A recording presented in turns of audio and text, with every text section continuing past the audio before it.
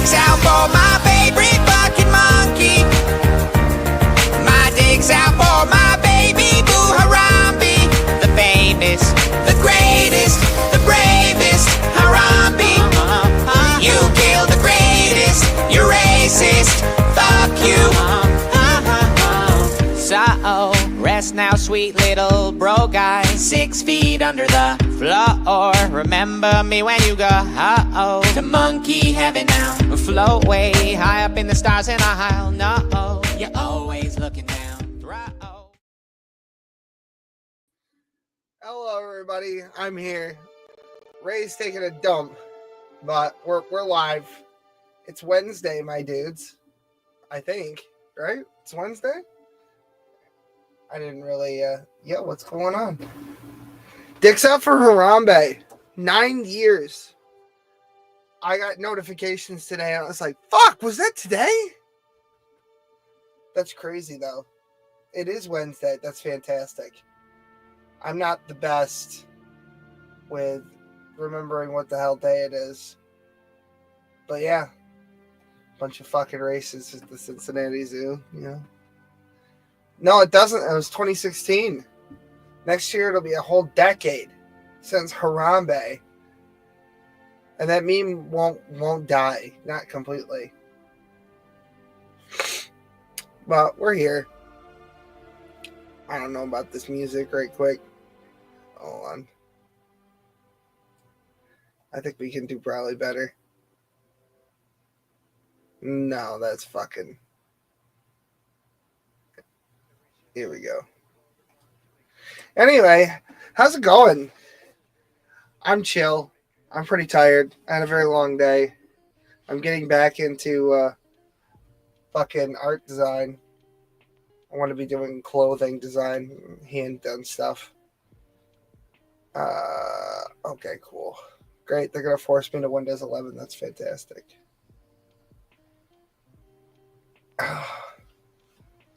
What happened? Who was it? I'll kick their ass. Really? That sucks. That's terrible. I gotta take a look here. I got messages. What the fuck is happening? Oh yeah, coronavirus. 5 years ago, I got a notification from fucking Governor Andrew Cuomo. Coronavirus is still spreading. That was 5 years. And time is really flying like a motherfucker these days. It's crazy how fast everything is going. My son is actually graduating from his first year of preschool. He'll have a couple of years of that. He'll go this year and then next year. He'll have a more in-depth education next year. We're sending him to private school because we don't trust the public school system. It's not happening. Yo, what it do, Mac? We're big chilling. Just waiting for Ray. Just kind of filibustering. I don't really want to start without him. Oh, no, it's cool. I'm here. I'm here for it. Yeah, I mean, people do suck. It's terrible. I guess before we get started, fucking, did you guys see that Smokey wanted, or I'm sorry, that Handicap wanted to fight Smokey for $26,000? I don't know if that's USD or in fucking doubloons or whatever they use in Pirate Land over there. But apparently that was going to be a thing. But he didn't want to do it in escrow, which is weird. The only reason I'm bringing it up is because I'm literally just stalling for time. I made some offers, but nobody wants to fight me. That sucks. Yeah, I made a terrarium from local flora. There's some earthworms in there too, and a slug. But nothing serious in that yet. Just some very large mushrooms of various kinds. I got some wood ear. I got some chicken of the sea. No, I'm kidding. Chicken of the forest. Hello. Hey, it's midnight. What's going on? Oh, nothing much. I figured I'd join in. While Ray is Taking a shit? Yeah. That's yeah. all right. Oh God, So I had a crazy very day. long day. Yeah, Yeah, go it was ahead. a crazy day. It's a crazy fucking day. I had the day from hell, to be honest with you. This is just gonna cap it off. But everything else is pretty good in my life. I'm actually probably while we're talking gonna work on my fucking t-shirt design. I have to go get the materials to do it. I gotta get fabric dye and some puffy Nice. gel. It sounds awful when you say it, but when you guys see it, hopefully it'll look good. Um, I might even have the sketch done by the time we finish the show tonight, but I don't know. It depends on how distracted I am, actually. Oh, Beyblades? Oh, hell yeah. Me and my son have Beyblades. I Oh, bought that him. takes me back. What's that? That takes me Oh, yeah, back. it takes you Remember back? Yeah. yeah, baby. There was Beyblades to cut to. Like I never actually bought one for myself, but I did see the show on Yeah. TV once in a while. For Christmas, I got him Beyblades. And then I got my old Beyblades out. And he learned the let it rip thing. And it's funny you mention it because I've got this fidget spinner. It's metal. And what we did was we took baking trays. They were ones we were going to throw out anyway because they were just slightly bent, right? And I would take like a nickel because it's bent in the middle. I would take a nickel and I'd set this on it, and it would sit just about perfectly.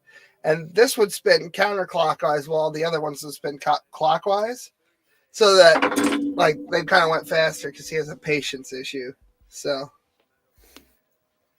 I want to know what madman actually created fidget spinners and why autistic people are the only ones who seem to be into them. Like, I don't know. Oh, fidget devices are a thing.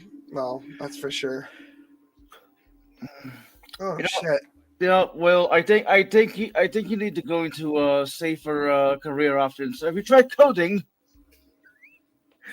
Yeah, that's what I initially went to college for. And I do code for fun now. Um, Really, what's your language of choice? I just C plus plus. Nothing. Wonderful.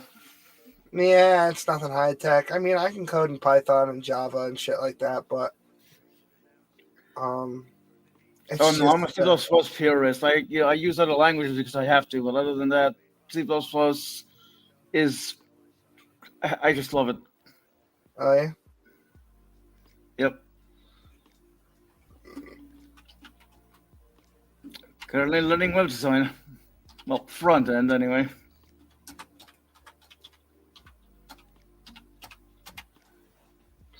Hold on. My wife says she smells something burning.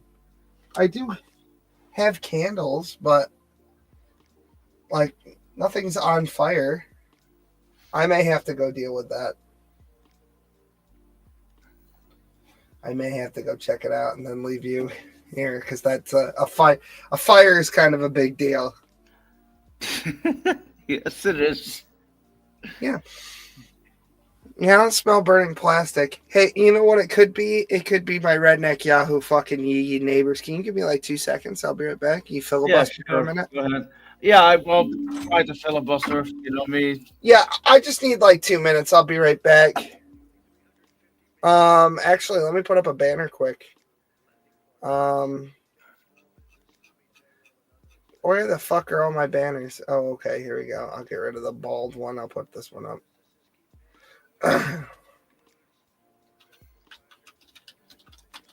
On fire, BRB.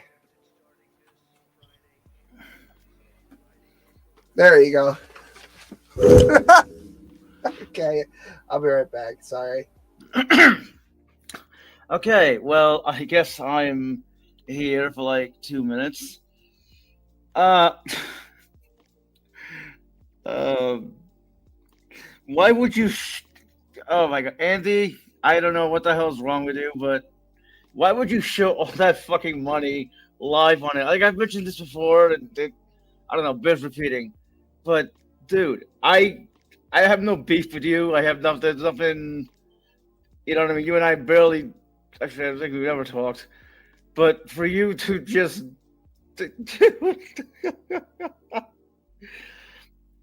Oh. And you know what? You know what? I'm still kind of pissed off at this fucker over here for the whole knock fight that never happened. I was so looking forward to that, but no, that didn't happen. I mean, might as well, right? Well, at least I'm glad he's happy. He's offline. He's doing whatever. Let's see what anyone says. If anyone's saying anything. Do, do, do, do. The Chris ACC blueberry enjoyer. Well, who doesn't like blueberries? Everyone does.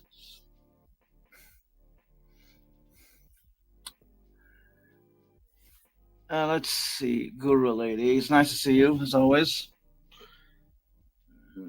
Wonder how Quinn is doing.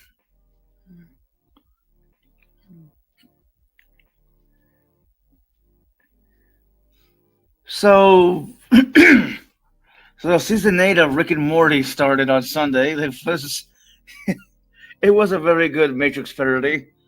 It was like the summer of all fears. You know, the summer of all fears. Even though I never actually saw that movie, so, but it was a good episode, a good start to the series, at least in my season, at least in my opinion.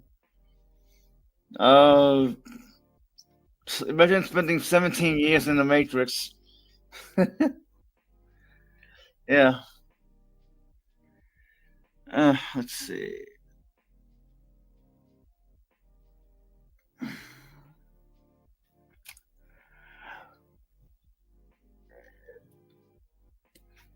Oh, it's a beautiful morning.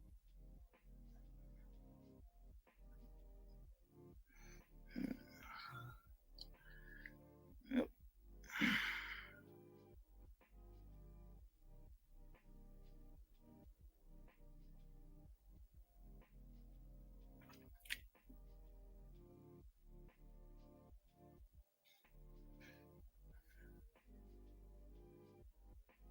That's a nice music.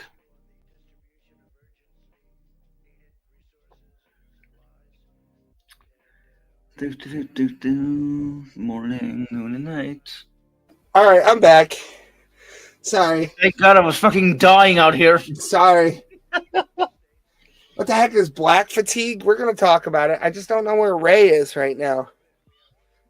I might have to do the show with fucking midnight. Now, that'd be a fucking nightmare, right?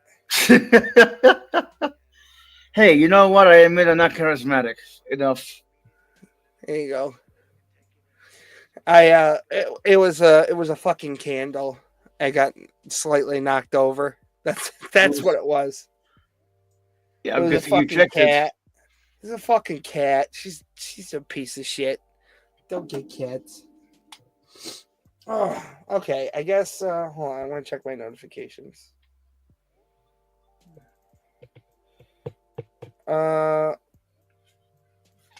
If he's not here in like 15 minutes, I'll give him a call. But we'll just get rolling because we have shit to do tonight.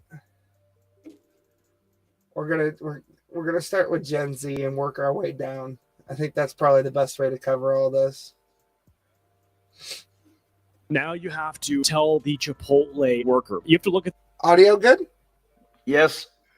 them in the eyes. You have to say, "Are you paying with cash or card?" And you're going to say, do you guys take loans from Klarna? I financed this burrito. I will be paying you in a loan, and you'll get a check in the mail for the part I'm mortgaging. This is the world we live in. We live in a world where you can't afford a burrito, so you're taking out a loan to buy a burrito. Gen Z, the worst time to be alive. I wouldn't say it's the worst time to be alive. Wasn't there a time where we were at like a world war?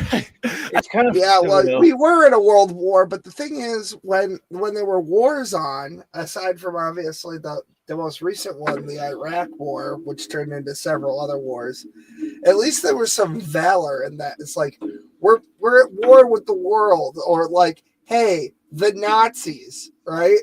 Hey, Hiroshima. Like there was some valor in that. There's not really a whole lot of valor. Like when was the last time anyone really went to war? Like Vietnam, and we didn't even win that one?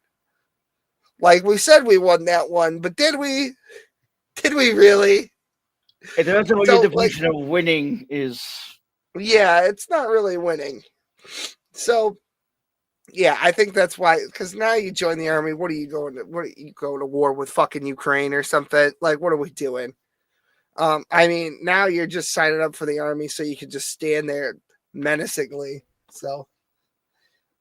I think there is this drama around being Gen Z, and because attention spans are lower and there's brain rot and all of these things that make us sort of cringe. I mean, we might be the cringiest generation alive. I don't know if we're the worst, right? I wouldn't say we're the worst, but I'm sure there's a case to be made that there are actual problems that Gen Z is facing that previous generations have never faced. If you look at the cost of a house, it's unaffordable to most people. If you look at inflation, it's terrible. If you look at a lot of things, it will point to Gen Z being kind of tough to live in. I mean, let's take a look. The other day, I woke up to two things. One, my Kurt Cobain poster falling off the wall again. Two, the realization that I might have lost the timeline dice roll, as somehow I've managed to be born during one of the worst times in all of human history. I was born in 2003, and as a result, I am now unwillingly a part of Generation Z.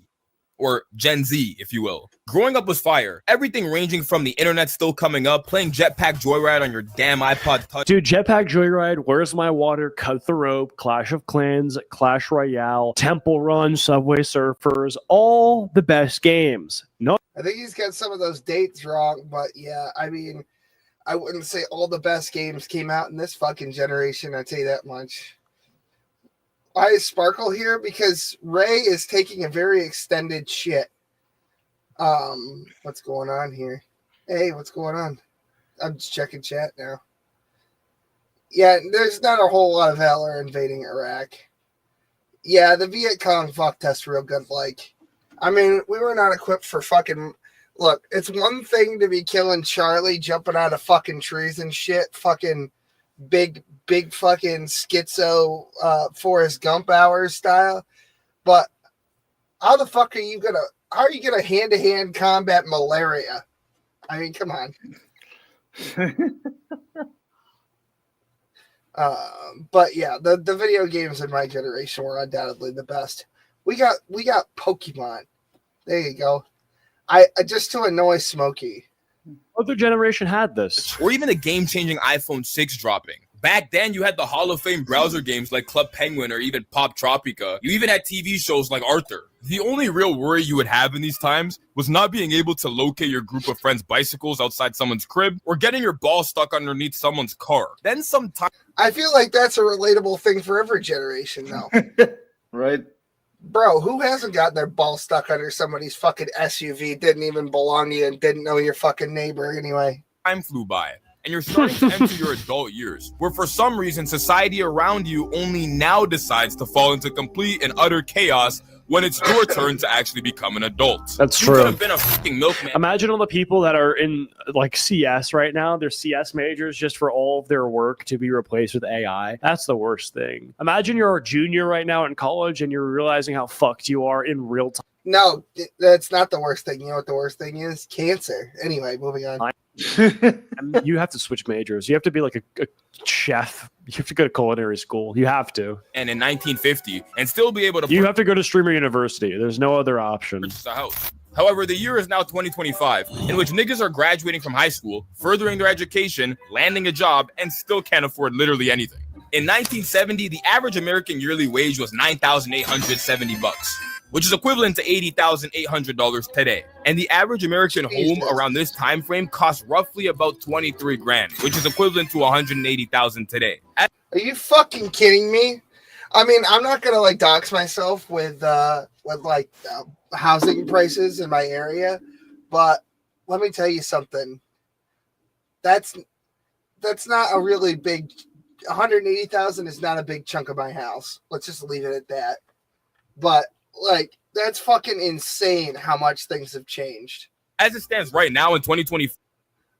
I mean, I wanted to call you Mindy this whole time, but I didn't want to I felt like that would be doxing, and we've had it like this silent agreement for like 4 years that we weren't going to do that. So, 5, the average American salary. but I will call you Mindy now. That's so much easier. Oh my God. Having it, because you changed your fucking name here to Lady Avon, right? And everybody in our community knows you're Sassy Heathen Atheist. So now if I could just say Mindy, that's 2 fucking syllables. Imagine all the time I'll save. Okay, that's cool. That's cool. That's cool. That's cool. I do it.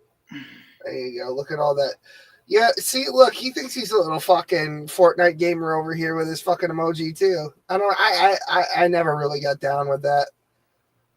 I really, funny, I'll be yeah. honest, I actually enjoy Zoomer culture quite a bit, and I think that's because I am also autistic.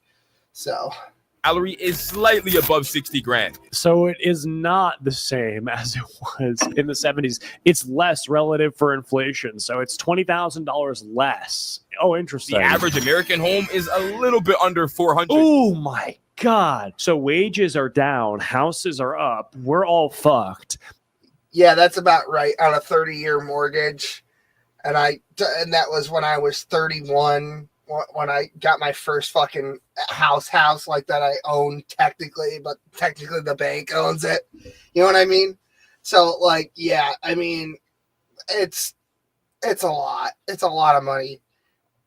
It's disgusting, and whoever did this needs to pay in blood. I know that BlackRock owns homes. I believe that there's just vacant homes somewhere in America that are owned by BlackRock that are unoccupied. And for those homes, for the people who own those homes, they need to be burned. I think arson exists, and I think that's the thing though, is that around here it's not BlackRock. I don't know if he might be connected to BlackRock, but or Vanguard or State Street or something. I don't know that for sure. Because I know that they do that where they get private citizens. They basically give private citizens money to go buy up homes because there's like laws in certain states and restrictions that prevent corporations from buying up public housing. So they do it through proxies. But Skimmerhorn, he basically takes fucking forest land and then he cuts all the fucking forest down and then he builds these shitty condominium style houses that are all stacked one on top of another. And it's this ticky-tack fucking horse shit. Oh, yeah. No, even out here in the country in hick-ass upstate New York. Oh, yeah. Oh, yeah. And no, I know my neighbors a little bit, but everybody moved out here to not be bothered by their neighbors. So I don't really, most of us don't want to be bothered by one another. I have experienced random strangers coming up to my house and asking me inane questions like, where am I? Who are you? What's going on? Why is there a demon owl in your yard? Where's Sparrow? That's another question. Nobody asks. Anyway. it's an option. I think that people who are causing this and who are enslaving Americans to this sort of never-ending chase, this chase for a home, this chase for a future, kind of holding something over their head, putting us in their hamster wheel, hey, you're almost there, jiggling the keys to the home that we'll never be able to afford. And these people are fucked. They're fucked in the head, and they will never be held accountable because they're nameless, they're faceless, they're hard to track. You don't know them, you won't see them, you won't hear from them. You'll just know that they exist because of how fucked you are in your day-to-day life by the decisions that they're making at their board meetings. And at their board meetings, there's somebody who wants to speak up against this, but he won't because he knows that by doing so, he'll be thrown out to the street and fed to the wolves. This is a real thing, and it's disgusting. It's sad. Look, dude, $400,000 for a fucking average house. You know how unattainable that is for most people? Let's just say you're making the average income, okay? Let's say you're making the average salary that people are. Let's take a peek here. It's Hold on. slightly above 60. You're making about $62,000 a year. It'll take you about, so not 10 years, maybe like 8 years, we'll call it. What's 6 times 8? 48. And what is this, 400K? So maybe 7 years. 6 times 7 is 42. So we'll Yeah, that's not including your water and utilities and your fucking internet and your grocery bill, your car. If you even if you own your car outright, you still have to insure it. You got to register it every fucking year. You got to get or not every year. I think it's every couple of years. I don't fucking know. I just do it when the DMV tells me to. You got to get it inspected every fucking year. Eventually, you have to replace tires, brakes, If you really let it go, rotors and calipers too. Your fucking transmission just falls out for no goddamn reason. Not looking at anyone in particular, but you know who you are. Yeah, that's not including all that other shit. And if you have kids, you're super fucked. I know it, you know it, everybody knows it. It just is the way it is. And there it is, dudes. Call It's it about crazy. 7 years, maybe 6.5 years to get a fucking house. Okay. But that's not accounting for inflation. That's not accounting for taxes. That's not accounting for where you want to live. You know, there's going to be places that you just can't live in because it's too expensive, places that you can't live in because it's too crime ridden. So you're forced into some weird middle ground that you don't want to be in. And then if you want to get the house on top of that, you want to have kids in this house, and then you can't afford to have the kids in there. So you're at the end of the day left with two options. One is go to the gun store and don't ask them to do a mental health background check because damn well you know you're Jesus. veiled. Or No, I've thought about. Okay, so Ray is here finally. Okay, so midnight. It was good having you, but me and Ray are gonna do our thing because that's what I had scheduled for tonight, and then we'll let you back in when we're done with our shit in about an hour and a half. All right. Yep. All right. Hey, buddy. Yo, what's up? Nothing. That was a long ass dump. Listen, man, when nature calls, you gotta let it run its course. My cat knocked over a candle and almost burned my house down, so I feel that. Yeah, Yeah. I had like to go that do cat, man. She's a good pussy. Yeah, she's a decent. What the fuck is the matter with somebody? Anyway, we're learning why Zoomers are cooked. Basically, just having a short discussion about how. Well, can I ask you a question? Yeah. What's the cause of any problem? Karens and the government. No. Like, if you think deeper than that, like if you don't put a topic on it, what's the cause of all problems? Free will. Well, I would say thinking. And then number 2, you could say leadership. Oh, there you go. That's a little more pointed. That's for sure. Well, I mean, it's factual. Well, yeah, sure, it's factual. I just didn't know how general you wanted. Money, that's another good one. See, look, we're thinking. We're already starting to have problems. Thinking is the cause of all problems. I didn't say all thinking is a problem. Right. Or 2 is to... You kind of dropped in the middle. We're currently at the cost of housing. Oh, yeah. I don't know, do some stupid shit like take all your money and put it onto black in a casino and hope it works because all you have now is the fucking gamble. Because, I mean, like, look at this. You're playing a losing game. So you're going to play the losing game that the government and the world has set up for you, which is the, like, never-ending chase for money, which is what we're all kind of doing, or the losing game of fucking roulette where you have a 50% chance of winning and 50% chance of losing. But that 50% chance that you win, you might get a bit of a leg up against everyone else who's playing this fucking rat race. Grand. The average American home is a little bit under 400 grand. Listen, I'm no mathematician or economist, but it ain't hard to tell that there's a clear discrepancy between these two time periods. Back in the day, niggas could have worked for one, emphasis on 1 year, and already have made nearly 50% save for a house. However, in today's economy, fuck no. By the time you've put in a year's worth of work, you're not. And the other thing is, depending on what time period you're talking about, even if you go all the way back to medieval times and serfdom and feudalism and all that, you could have built your fucking house. You could, and not only that, but like serfs weren't even treated poorly either. Serfs were treated pretty well, actually. Yeah, decent compared to today. Basically, like your workday was 5 hours a day. There were like 3 meals or 2 meals actually. I think there was a breakfast and then there was like a lunch that was provided, which is weird by today's comparison. Basically, when I think the Serbians invented the clock, that was game over. Once we started gamifying the day by I'm not saying that keeping time isn't like something you should do at all. All I'm saying is that we've gamified the day such that we have like a time clock now. And it's like, oh, you get paid hourly. you have basically like one of two options. You can be salaried and then be asked to work outside of your scheduled hours, doing extra work essentially for free, or you do hourly and you get like people who basically just do the bare minimum because you're going to get paid whether you do a good job or not. Like there's no incentivized pay. There is kind of a third version, but it doesn't work for everything. And usually the bosses just keep increasing the standards. It's called piecework. Basically, however many things you produce per hour, which is basically just another form of an hourly wage. But it's especially if the standards are already high going in and you're just learning, right? Even if you've got 6 months in, you're not going to be as fast as somebody who's been doing the same fucking thing, like making, I don't know, lawn furniture, for example, for like the past decade, who's an expert at it. You're never going to be able to keep up with that. So it's not really a good solution. I've heard universal basic income as a solution, but then who pays for that, right? Somebody has to work to pay for that. And then you factor in AI and automation. And it's just, at some point, through deductive reasoning, you just end up with robots making shit for other robots. And that's a nonsensical economy. Yeah, we're going to Wall-E, bro.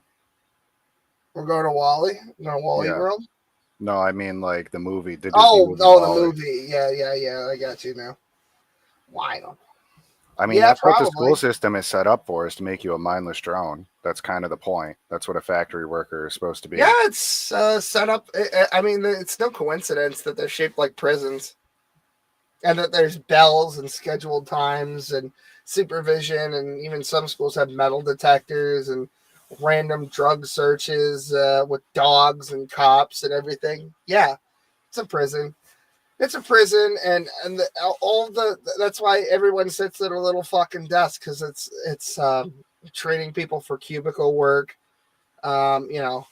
basically, and then it's conditioning your mind to basically be a minimum wage employee. That's an interesting word you use, conditioning. How much do you know about that word? A fair amount, I'd like to think. Yeah. So, like in terms of psychology, you understand it pretty well. Yeah, like Pavlovian conditioning and shit like that, psychological conditioning. Yeah. There's a quote I heard, which is, if you give your children to Caesar, they'll come back as Romans. Yeah, that's basically what's happening. Look at who owns all the media. And let me tell you something. If somebody is staring at a screen and it's being filled with information that you are dictating, wouldn't that program or condition somebody if they watched it every single day over and over and over? Wouldn't that, whatever you put in front of their face, wouldn't that program and condition them if they saw that every single day?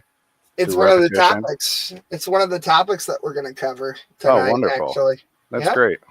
Not even getting a quarter of the way there, 16% to be exact. It would take you 6.5 years to actually purchase and own that damn house. Then you have Canada. And despite me actually being from here, I'm not even going to bother talking about it because niggas are going to get pissed off. I might have to end the... Yeah, Canada's a shit show. We have an expat Canadian here in chat, so she could tell you. They don't even have a military, right? What good are they then? Not really. I mean, they kind of do, but it's kind of like in name only type situation. It's kind of like they're riding on our dick, right? That's what it is. A little bit, yeah. I mean, technically, they send people to go fight in wars that we started, but yeah. A damn video if I start talking about its economy. Put it simply, where I'm from, the average salary is roughly 54 grand. Canadian, by the way. And the average cost for a house is 848 grand. Oh my God. Jesus Christ. Can you pause? Can I say something based on one of the comments? I just want to I'm going to make a sound, and I'm almost 100% positive that absolutely all of you know what it is, and I'm not going to tell you what it is. All right? Ba ba ba ba ba. I'm loving it. Yeah. Right? Okay. Yeah. So Shepard's comment, I agree with that to some degree, but it depends on the mind and the will of the person watching. Well, I hate to tell you that your subconscious mind is not something that you have such a simple control over. And that's kind of the scary part about it, is that like everything you see, even like those million ads you see on YouTube, those 5 seconds, like they're actually impacting what you're thinking about. Yeah, that's why. I mean, on the one hand, the corporations and the cabal and the people who are really in control of this country, they don't like that we don't watch cable anymore. But in another way, they figured out something else vital, is that now they can use targeted advertising. So now you see the ads they want you to see on top of that. Grissy. Hello. So it's a lot of repetition for the same thing too. Is that what you're Yeah. saying? Yeah, it's more conditioning. Yeah, you just get used to seeing certain things, and then eventually you think, oh, it's about what am I trying to say here? It's about not brand recognition necessarily. It's just like you see something. By the way, enough- Shepard is on point with that comment right there. But it's those times when you don't make that decision, or you don't know the real problem, I think, is when you don't know you have the decision. And I'd wager that most people don't, considering most people that graduate probably don't know how to balance a checkbook, or probably can't do a push-up, for example, or tell you about the digestive system or the endocrine system. There's a lot of things that people don't know, and it's almost like a manipulator trick. Yeah. Well, it's like you go to the supermarket and there's like 20 different flavors of poison for every different kind of poison that exists. I think that's the devil's greatest trick, honestly, is trying to trick us to waste time and then just get the repetition in our brain over and over with it. Yeah. Working for a year on the average salary would get me Canada is so fucked. singular percentage Oh my god, 6%. towards my house. In other words, it'll take me 15.7 years to pay my house off. Oh.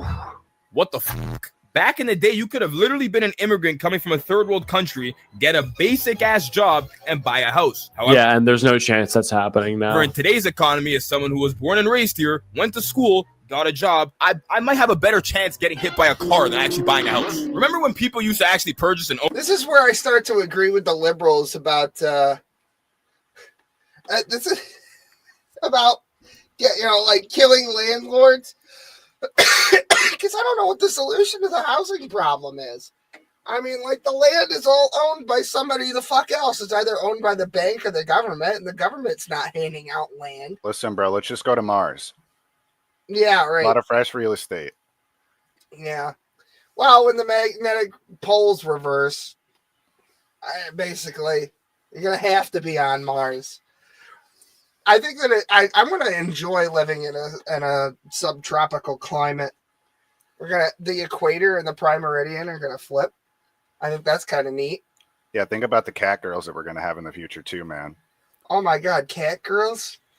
Think about it, bro. You're going to be able to have an AI Pikachu to be your companion. Oh, yeah. This fucking meme again. Great. I just said regular Pikachu, bro. You're the one who,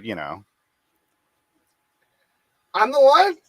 Yeah, you're the one, bro. Sure? The most I'm high. The one? Yeah. Okay. The most high Hebrew? Oh, hell yeah. Not tonight. I haven't loaded my pipe yet. Speaking of high, so I mentioned this earlier to some people in a chat that I was in on Dave's stream. So on the far right, there was a word there that you can't say these three words in this order.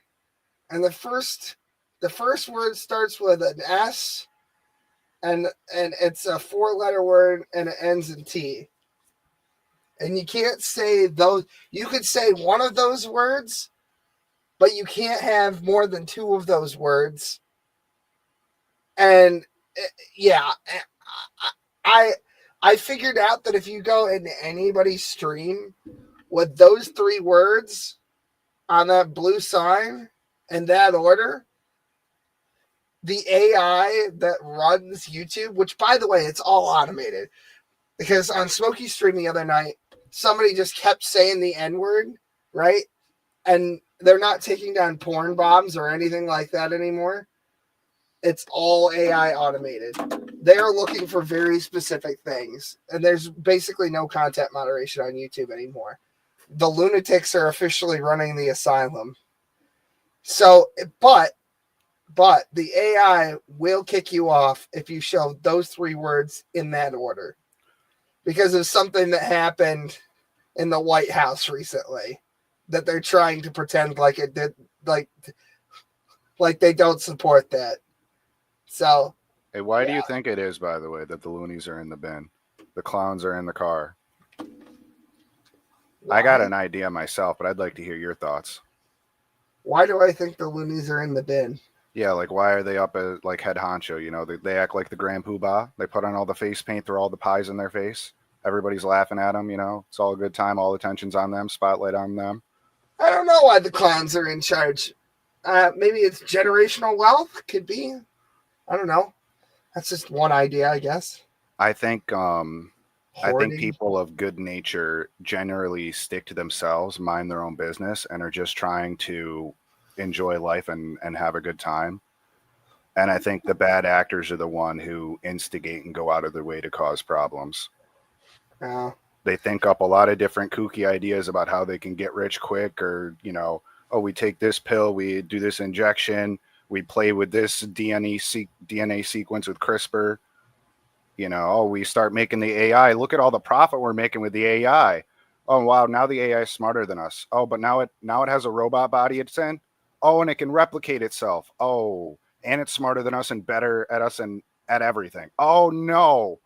We should just not worry about that stuff. Hey, you know what? Let's all ignore what I just said, actually.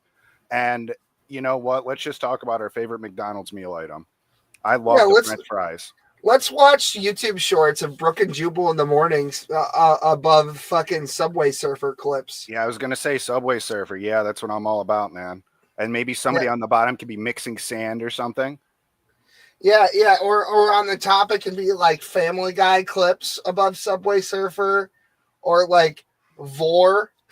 Yeah, and honestly, all you'd really have to do is just get people to have the attention span of a bird, so that as soon as they get distracted from one train of thought, like right now, they probably have already forgotten the real important conversations that are being happening, you know? Especially if you interrupt them constantly with ads so they can't have one train of thought.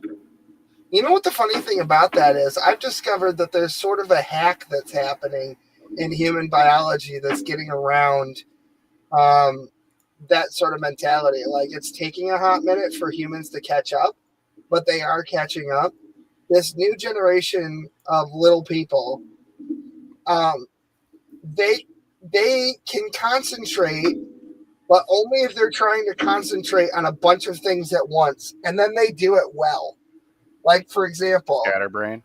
I noticed, and it has nothing to do with screens, because I did a control experiment today, just because, one, we were doing this show about this kind of stuff specifically, which is coming up next.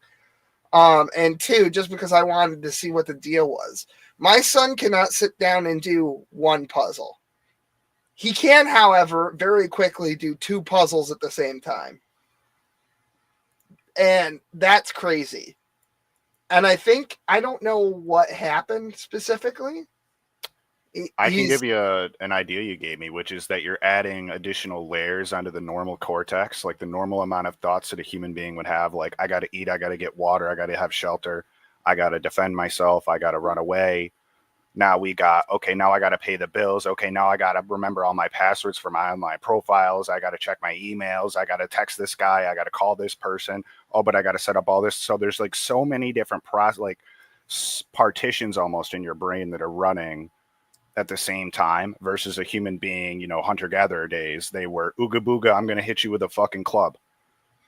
Yeah, and I think that I remember this. This is a good quote. Hard times create strong men create good times create weak men create hard times, and then it cycles back around. I think we're at the hard times create strong men situation. Another thing that I've noticed shopping around for schools, a lot of boys in this generation, like way more boys than girls, which will be a problem later on.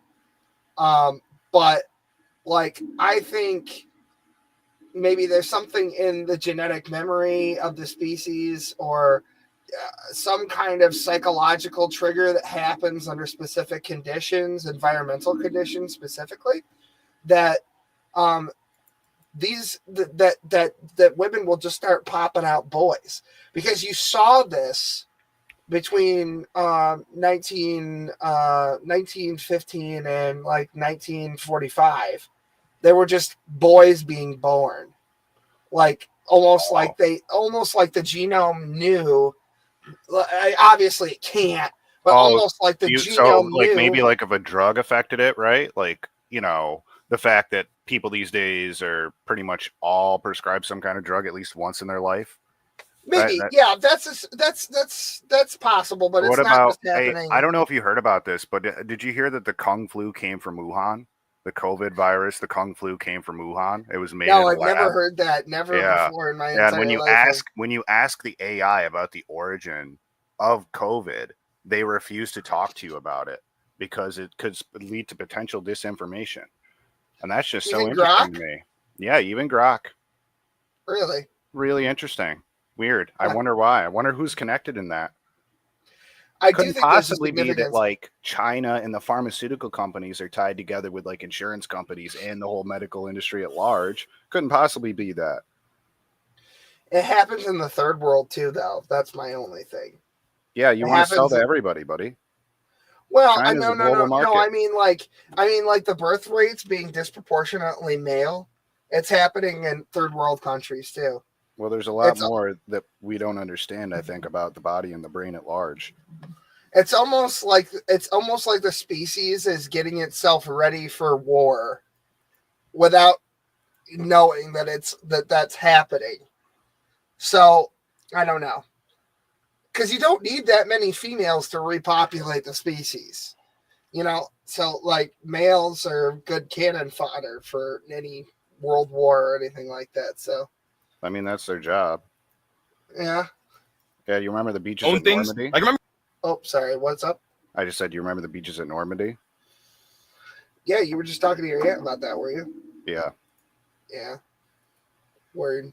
when you actually had enough money to go somewhere and buy something without paying it off? Me neither. But now, Yeah, now you have to rent a burrito. Now you have to take out a loan to buy a burrito. Now you have to tell the Chipotle burrito assembler. I'm not going to call them a chef. They're sort of an assembler.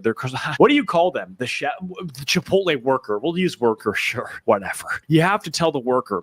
You have to look at them in the eyes. And you have to say, they'll ask you, are you paying with cash or card? And you're going to say, do you guys take loans from Klarna? I financed this burrito. I will be paying you in a loan, and you'll get a check in the mail for the part I'm mortgaging. My fucking burrito mortgage should be right on cue. This is the world we live in. We live in a world where you can't afford a burrito, so you're taking out a loan to buy a burrito. This is the world we live in, and thank God to BlackRock. Thank you, Vanguard. Thank you, State Street. Thank you to all of the faceless, nameless corporations that have made this happen, because I love it. I love living in the fucking hamster wheel. I love it. Growing up, my favorite song was The Hamster Dance, so it only makes sense that I live in the hamster wheel now. And you go. That's about all I wanted to cover in this one. I'm going to try to find that the other one that connects directly to what we were talking about again. I think it's the second link. I really have to start labeling these things. That Joe Rogan interview I sent you was pretty good. I think it was touching on similar points. Or there's the Bernie Sanders interview on the Flagrant Progress was actually pretty good. It's pretty interesting to see Bernie actually speak. Yeah, I did see Bernie Sanders. That was what, Theo Vaughn? No, it was on with Andrew Schulz. Oh, okay. I thought he was on. He just did this. It was in the past couple of days. I just saw it like last Yeah, night. no, I know that. I saw some of the highlights, but I didn't actually watch the entire thing. What the fuck is this? It looked like he just stopped lying, so that was cool. Every time I look away from what I'm doing, I see something that irritates me. I gotta stop doing that. It's these fucking ads, dude. While we were sitting here, I'm not even gonna get into it, but anyway, high schoolers can't read. Our students cannot read at grade level. As a music teacher, I didn't really think I had a whole lot to add to this conversation, but I don't think a lot of y'all understand how much this is affecting them in every single course that they're taking, not just the ones where they're having to write and read passages like science and math and reading courses, but it's affecting them in every aspect of their schooling. I'm going to put up a chart of a music staff so that you can see what exactly I'm talking about, because I have a story about this past year and some of the struggles that I saw in my band hall with kids that did not know how to read at their grade level. So what I was noticing this past year with my students is they weren't just having those typical issues that you would have to work through. A lot of these kids would not even use alphabet symbols. They would be making up symbols. They would not even know how to write A, B, C, D, E, F, G on their piece of paper. They wouldn't know how to form those letters. They would also have issues not knowing alphabetical order in general. So if they knew how to write A, B, C, D, E, F, G, they couldn't answer to me what letter would come after C in the alphabet. And I would ask them things like that specifically. What comes after C in the alphabet? They couldn't answer it. And I'm not just talking 1 or 2 kids in the class. I'm talking closer to 50%. And we're not also just talking about 6th graders. We're talking about 6th, 7th, and 8th graders, kids that are about to go into high school. And did it make the job of teaching kids how to read music harder? Yes. But I think the reason. See, this is the thing that when I watched this the first time, confused the shit out of me. Where is this? Because there's going to be a variety of teachers talking about similar things. Where the fuck is this that these kids don't know how to fucking read? Inner cities. Yeah, that's what I'm guessing. I think that what... Probably the same places that have like a lot of the black on black crime, if I had to guess. Well, that's what I was going to get at, is that... And the targeted places by Planned Parenthood. Yeah, the places that Planned Parenthood targets, those are the same places. We have another video after this that piggybacks off of that concept, but I think they're just not saying what we were all thinking, because I watched a shitload of these. And I was like, this can't be... Bro, let me just say, honestly, there's been a poisoning of the mind and of the body and of the spirit of the American civilization, this American population for decades now. And it's fucking disgusting, and it's got to stop, man. It's just got to... It's got to stop. The profit is not worth destroying the whole country. Like, basically, if you're going to go work with China and live there, like probably most of the politicians, that's fine. But if you actually want to live in the country and have like green trees and green grass and good plants and animal life and, you know, good family and company, well, you kind of have to focus on something other than just like selling. Basically, they steal all of your time and sell it. And for what? Yeah. Well, that's the fucking thing. I think that we're just not saying the quiet part out loud, that it's in communities that are heavily fucking ethnic minorities, specifically black. That's what I said. Black on black crime. Yeah, I know. And that's the thing, though, is I don't think these teachers are just saying it because they don't want to be accused of being racist. Because they won't say, in none of these videos will they say a general even location, not even this state. Now, we live in New York. We have Regents tests. If you don't pass your Regents at certain curriculum levels, you can't go on. They can't pass you. There's no just ferrying you along at a certain point. So, like, if you can't fucking read, you are not going from middle school to fucking high school. It's not happening. You're probably not getting out of elementary school without doing that. Here's an interesting point, too, is that those Regents are on a scale. It's on a curve, rather. So it's not linear for how much each question is worth. And so the difference between a 92 and a 98 was substantial, but the difference between a 78 and an 87 was not very much. It was like 1 or 2 questions to go from a 78 to the other numbers. So all you'd have to do is just not teach a class 2 questions, and then they would look like they were retarded compared to the rest of the kids. And all it would take is just a little bit of time and nurturing to raise those kids into, you know, beautiful flowering bushes with fruit. Yeah, I just, when I was a kid, I remember struggling to read, but it wasn't because I was like below standards. I was right where I was supposed to be. What happened was, and I've talked about this before, Pokemon came out. And that was your first love with Pikachu. I get it now. Oh, fuck off. But anyway, that doesn't surprise me, Will. Okay, well, anyway, Pokemon came out, and everyone on my street was playing. All the kids on there were probably 5 or 6 kids on my street from different families. And they were all playing Pokemon, and that's really how I got into it. It was just like I wanted to make friends, and that's what everyone was doing. And then I got into it. And so in order to play the game efficiently, you had to be able to fucking read. I remember sitting in my grandmother's dining room. You remember the one? Oh, yeah. My fucking aunt's house. Oh, yeah. I remember sitting in her dining room sobbing because I couldn't fucking read. And I pushed myself, and eventually, by the time I hit, I think, first or second grade, I was reading at a high school level.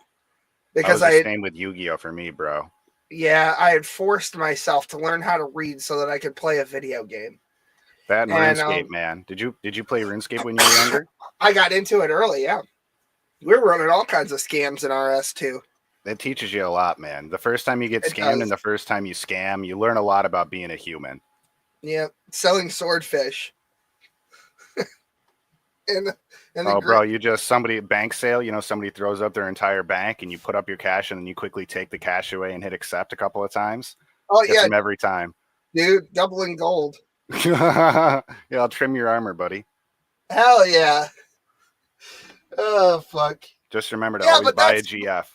What I'm saying is that, like, my almost 4-year-old now, I can't believe I'm saying that. He's almost 4. He'll be going into kindergarten next year. My almost 4-year-old knows how to fucking read. So what are we talking about? It kind of blows my mind. It's like, I think the other thing is, the other part that they're not saying out loud, and we're going to watch some of this in a second here. No fucking parents at home. I think what's happening is that if they're not inner city, right? Both parents are working to pay for all of the shit that we just talked about in the previous video. And there are no parents at home, and the grandparents aren't teaching them anything. They're just basically babysitters, just make sure they don't kill themselves. So listen, here's the deal. The parents they do contribute quite a bit because they are the influence, they are the environment that the child's around. But think of it like this. You just said your 4-year-old can do a bunch of shit, right? So imagine that I gave him a manual that had all the rules, and I gave him the controller, and I told him how all the buttons worked, and I showed him how to get to the settings and how to adjust everything so it's perfectly optimized for him. And then I showed him how to actually like control the game at 4 years old. I'd wager that in a year's time, he'd probably be really good at it, like better than like a 50-year-old or a 60-year-old probably. So like if you just set the fucking kids up with the right proper conditioning and programming from a young age, it's child psychology 101. Yeah. Like it's the same with everybody though. It doesn't just end. Well, that's what I do. Like, hold on though. You are downloading everything around you at every point. It doesn't matter how fucking strong your brain is. It still goes into your subconscious mind. You still observe it. It still becomes a memory.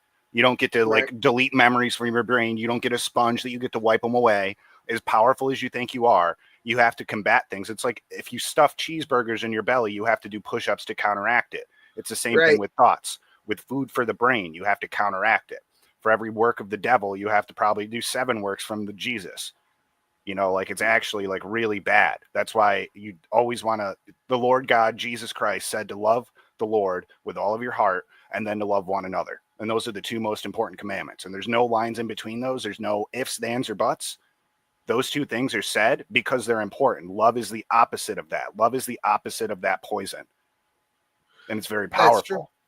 So that's what I was about to say is I spend an hour every day with my son at least. I usually spend more, but I like even on days when I'm dog tired, I'm 24 hours without fucking sleep. It doesn't matter. I always make sure to make at least an hour worth of constructive like playtime with my son.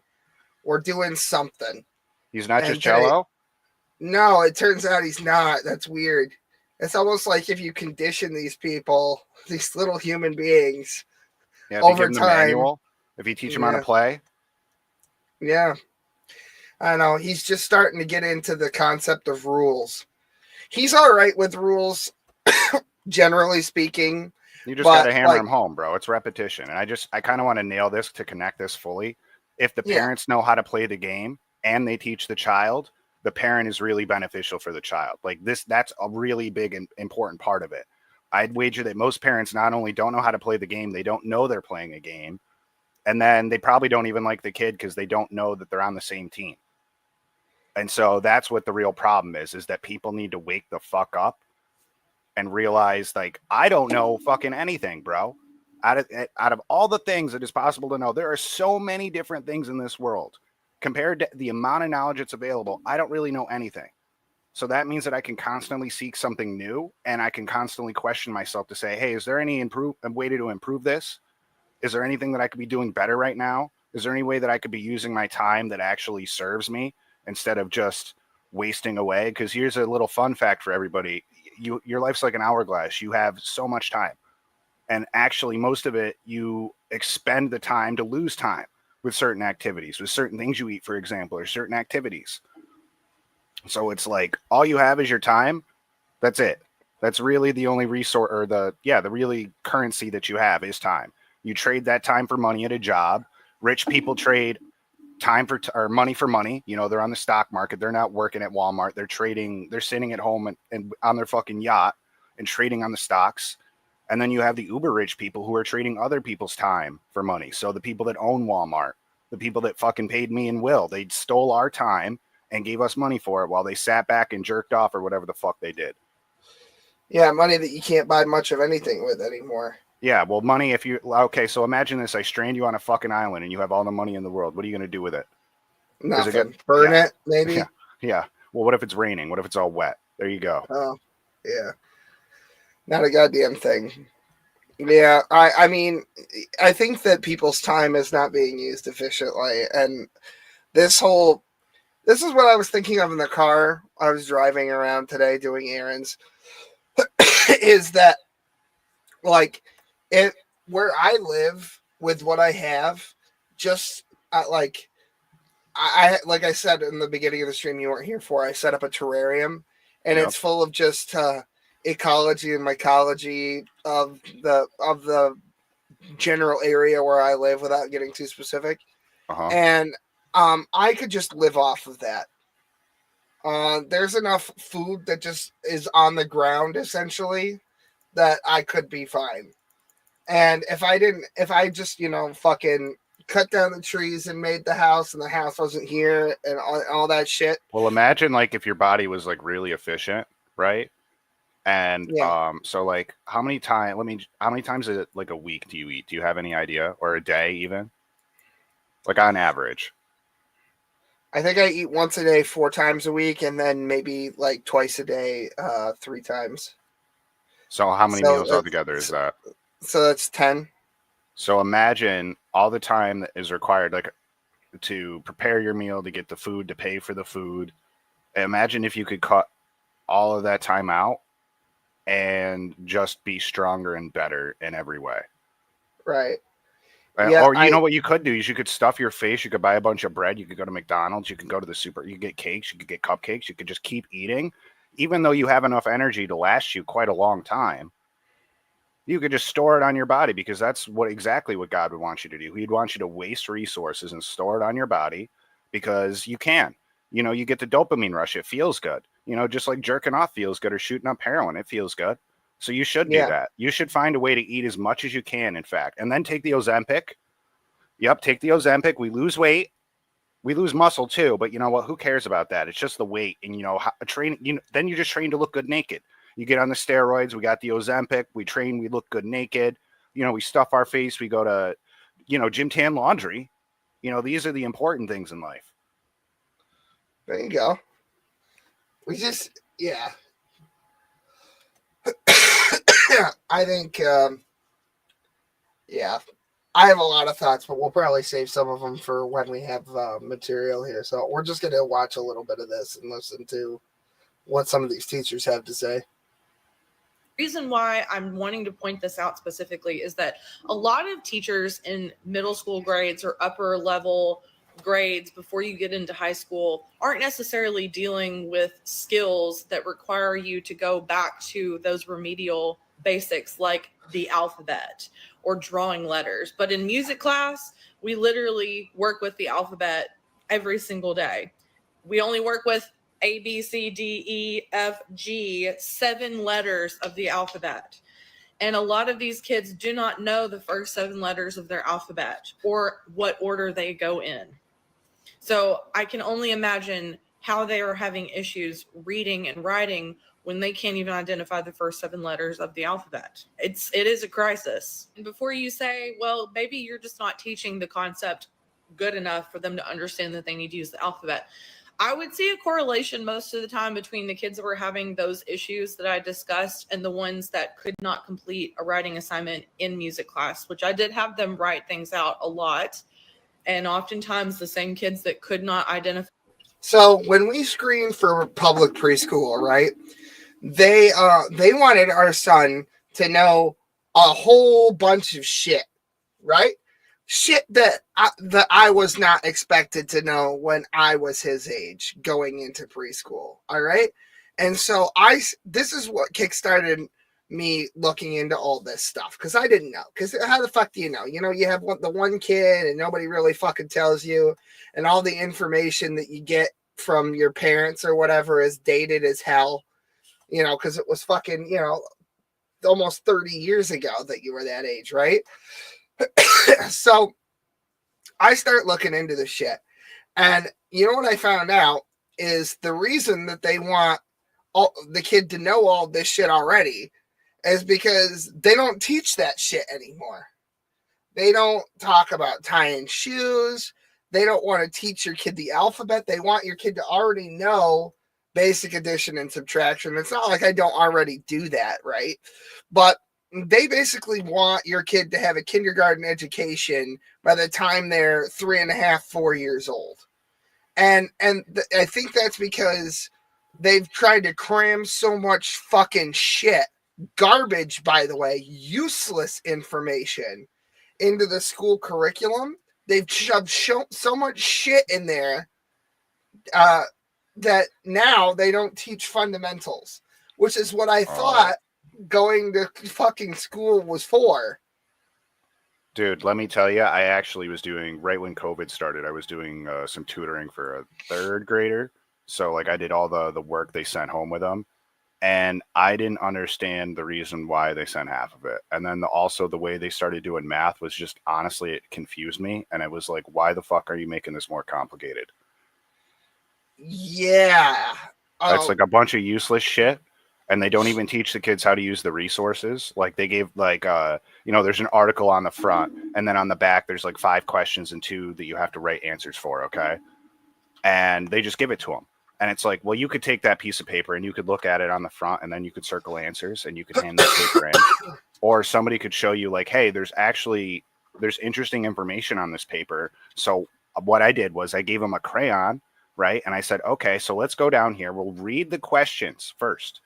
Right. And I said, well, look at the answers. And now what we're going to do is we're going to highlight in the paragraph what we think when we find the answer, we're going to highlight it in the paragraph. And when we have all the answers highlighted, we're going to go back through and we're going to read the whole paragraph. And that way we're highlighting vital information. You're going to read it multiple times, just like the way that you teach somebody. It really makes a big difference. Like I have spent quite a lot of time teaching people, like hundreds of people that I've taught personally. And basically what it boils down to is keep it simple, stupid. Bite-sized chunks. First of all, you have to find where somebody is. Okay, you and me are in different places, so we're not going to start at the same spot. I need to know where you're at. I need to give you bite-sized chunks to work on. You work on those every day for repetition, so you don't overwhelm yourself. If I tell you to do 1,000,000 push-ups right now, dude, you're not going to do a single one. If I tell you to do 1 push-up right now, you might do 3 or 4. Huh. So it's literally just the way that you do it, the way that you give somebody the rules, and you give them, you have to set them up. You have to have the intent to set somebody up. How do I set somebody up right now? How do I teach? How did I learn? Okay, well, here's how I learn is I learn by eating shit hundreds of fucking times. Over and over and over again, I have failed. Over and over and over again, I have failed. And every single time I learn what not to do. Every single failure teaches you something that is going to get you more problems. So you avoid that. It's like, oh, I stepped in that puddle right there, so I'm not going to step in that puddle again. And sometimes it's important to like pause while you're walking down this puddly road and look back behind you and reflect on all the puddles you walked in. And then you got to look back forward and look at all the puddles ahead of you. And when you see the puddles ahead of you, you should probably choose your steps to walk over them, unless you really enjoy having a wet pant leg.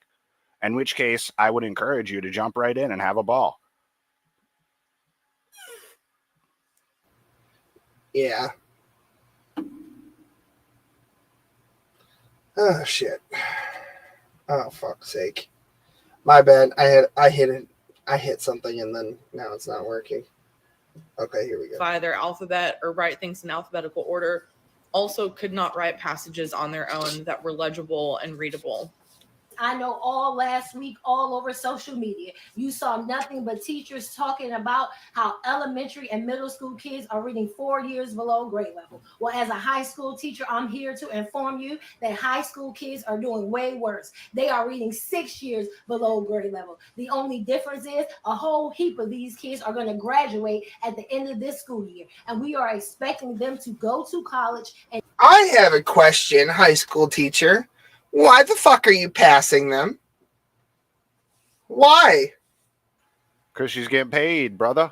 Follow the cheddar. Yeah, she's gonna sit here in this video and complain about administration telling her to do this, that, or the other thing. Hey man, ignore the man behind the curtain. Just focus on the big floating head. Look at no, dude. Look at the clowns pieing themselves, though. Isn't that funny? Isn't that more important than everything? It's worse than that, though. It's yeah, worse than that, though. There's no man. There's no man. Wait. Let's start drama right now. Let's argue with somebody. Just pick somebody. Let's argue. Let's do that. I was gonna say that it's worse than that. There's nobody behind the fucking curtain. The man behind the curtain there's a mirror. is just it's a fucking mirror. Yeah, that's exactly what I was gonna say. There's literally nobody behind the curtain. It's like, I get told this a lot at work. It's all about process. They everything, bro. Yeah, they just automated it. They started up the fucking machine, and then they put they just put the curtain there so you wouldn't see they left. It's like the train conductor left, bro, but the train's still going. It's going right to a fucking brick wall, by the way. Just so you guys are all understand, the train is going right to a brick wall. So, yeah. They say shit like, oh, well, it's the policy. Oh, well, this is coming down from the top. Well, who the fuck sent the fucking email? Who said that I had to do this? Why? What is the point? What do you mean you gotta? You gotta do this. You gotta do that. I ain't gotta do shit, Jack. Oh, well, if you don't do that, then we'll write you up. Good. I got a whole fucking stack of write-ups. Hey, just bro. add it to the fucking pile. Hey, so like when the Nazis show up to my doorstep and ask me if I know any Jews, it'll be a lot easier if I just tell them where you're at. You'll take that bullet for me, right? Oh, yeah, 100%. Well, I mean, you'll take that bullet for a lot of people right now, even though they're hurting you. So, like, why not for me? There you go. I do it. Yeah. Because that's what we're supposed to do, right? Just whatever makes our life easier. You know, we get paid for it. They'll pay us. They'll pay me a lot of fucking shekels to sell you out, bro. Think about it. Then I could buy the Bugatti. I could get the new clothes. I could get the fucking Ozempic. I get the steroids. Then I'll go to the gym, bro. I'll have this perfectly coordinated fucking meal plan. I'll act like I'm king shit, you know. I'll watch all the big people and I'll imitate them and I'll have all this money. And then, you know, when the Nazis come for me, well, they'll just kill me. My fucking leg fell asleep, but now I'm distracted. See, you wouldn't be able to run away, bro. That's free money. That's a bounty for me. Yeah, I know. It's this fucking Victorian high back wing chair. The problem is that there's a wooden fucking thing and it cuts off the circulation at the end of my fucking. Hey, just get the enchantment of Featherfall. Yeah, I was thinking about doing that. Like the boots of jumping. The boots of jumping. I forget what fucking game that was. It was a fucking game. They had one in Destiny. I don't remember what they're called, but there was one that gave you like triple jump. That was pretty cool. It's not Castlevania. It's Castle something or other. It's like a Castlevania ripoff. I think they'd call it Metroidvania. Like I don't fucking know. Anyway, that's the problem though with this fucking chair. I have to sit like Jarl Balgruuf. Maybe that's why he sits the way he does. Yeah. It's kind of like that chair. My throne. My throne of lies. Who's the one who's on top of High Hrothgar? Oh, that's the grave. No. The fucking the big man, the dragon. Parthenax. Oh, Parthenax. That's you, bro. Oh yeah. Yeah, it's like, hey, Parthenax, why don't you go fight Alduin? Meanwhile, I'm just inside and I'm sneaking and I'm just pickpocketing and putting the items back in over and over to get max fucking sneak. There you go. Yeah, why play the game when you can just use an exploit? That is a perfect analogy for what we're talking about. That's great. It always goes. Todd Howard, he just fucking knows everything, doesn't he? Yeah, dude. Do you think that it's a shame that he didn't put transgenderism back in those games, I think it would have been, groundbreaking and important. Oh, did you see what they did with Oblivion? They did body type A and B, but they still refer to you as male or female. Yeah, okay. What was the fucking point? What was the point? If you try to appeal to two different people, you're going to disappoint both of them. Yeah, I mean, it's the most ignorable fucking thing in the game. It's just the principle of the matter. I was thinking about getting Oblivion remastered because I miss Oblivion, and trying to go back to it, like, it's just so graphically dated, and my eyes have been, like we were talking about earlier, conditioned to high fidelity graphics and 60 FPS and all that shit. But so also they added stuff. So you notice conditioning in yourself with that alone. Do you think it stops there? No, of course not. No. I tried to play Morrowind also, but it was way after Morrowind's time had come and gone. Yeah. I tried Daggerfall too. I think I did that with New Vegas, bro, and I really was disappointed with New Vegas. I'll be honest. I like the story of New Vegas and the characters and stuff, but Fallout 3 is the GOAT, bro. That's what I'm just gonna say. Yeah, Fallout 3 is indeed the GOAT. Hail Caesar. Am I right? No, dude. An Octane. No? No. You fucking NCR? Dude, it's all about no, bro. It's all about I'm a lone wanderer, all right? Who's the man in the vault? He's the super mutant who can actually think. It's like Fox. Oh, you're thinking of 4, aren't you? No. That's Fallout 3, bro. It's like Vault 83 or something. It's FAWKES. He's a super mutant follower. Yeah. He got the fucking he got the mutated FEV. Yeah. God, I fucking love those games. Yeah, God damn it. Just the story of that one was so good, man. Like at the end, I'm not going to spoil anything, but like if you have that guy as a follower, Fox, like the story, it actually like hurt my heart because I paused before the last choice at the story and like played out all 3 because I wanted to see like what would happen. And they did a really good job with like the dialogue and the story that I think they kind of lost out of in Fallout 4 because of the way that like the dialogue choices are. Like it's just the 4 button options versus seeing like 4 different sentences. Yeah. You know when I'll play Fallout 3 again? When they remaster Fallout 3 here in probably another year or 2. Fallout 4 was great. Fallout 4 was Fallout 4 I think Fallout 4 is number 2. I think Fallout 3 is 1. Fallout 4 is number 2. But the thing is that I didn't play any of those. I experienced all these games out of sync. So my first fucking Elder Scrolls game was Oblivion, and my first Fallout game was Fallout 4. And then I went, well, what else am I missing? So I got the collections. Remember when we were working at Walmart, they had a box set. It was when it first came out. And I bought it full price, and it went on sale like the Elder next Scrolls week. One? Yes, with the I remember that. Yeah. Oh, dude, you fucking would not shut up about that for like a couple of months. You had it in the back room every day with the map. It was great, man. I had the same. I got a map. Buddy pre-ordered Skyrim. I'd never played Elder Scrolls. Yes, I played it Fallout came 3. with a cloth map. Yeah, so he pre-ordered it, and for whatever reason, bro, he just didn't like it. So he sold it. He like the next day after pre-order, he sold it to me for like half price, and I got the cloth pre-order map, and I was so fucking stoked. $30 for like Skyrim the day it came out. When Skyrim came out, I was a junior in high school. Right. This is a good story. This is a really good story. I still don't know the guy's name, by the way. I will just call him Sam because I think that's his name. Little Willie? Little Peter, Tiny Peter. No. He worked at Walmart after we had left, long after. He was a guy that I went to high school with. So this dude was a freshman, and he used to hang out with my group of friends because the system in my high school, I don't know if it's like this to this day, but the system in my high school was once you move up a year, you take a freshman, basically. It wasn't like a school program. It was just a cultural thing. You would take a freshman and they'd basically be your little bitch for a while. And then by the end of your elementary school, bro. I remember that.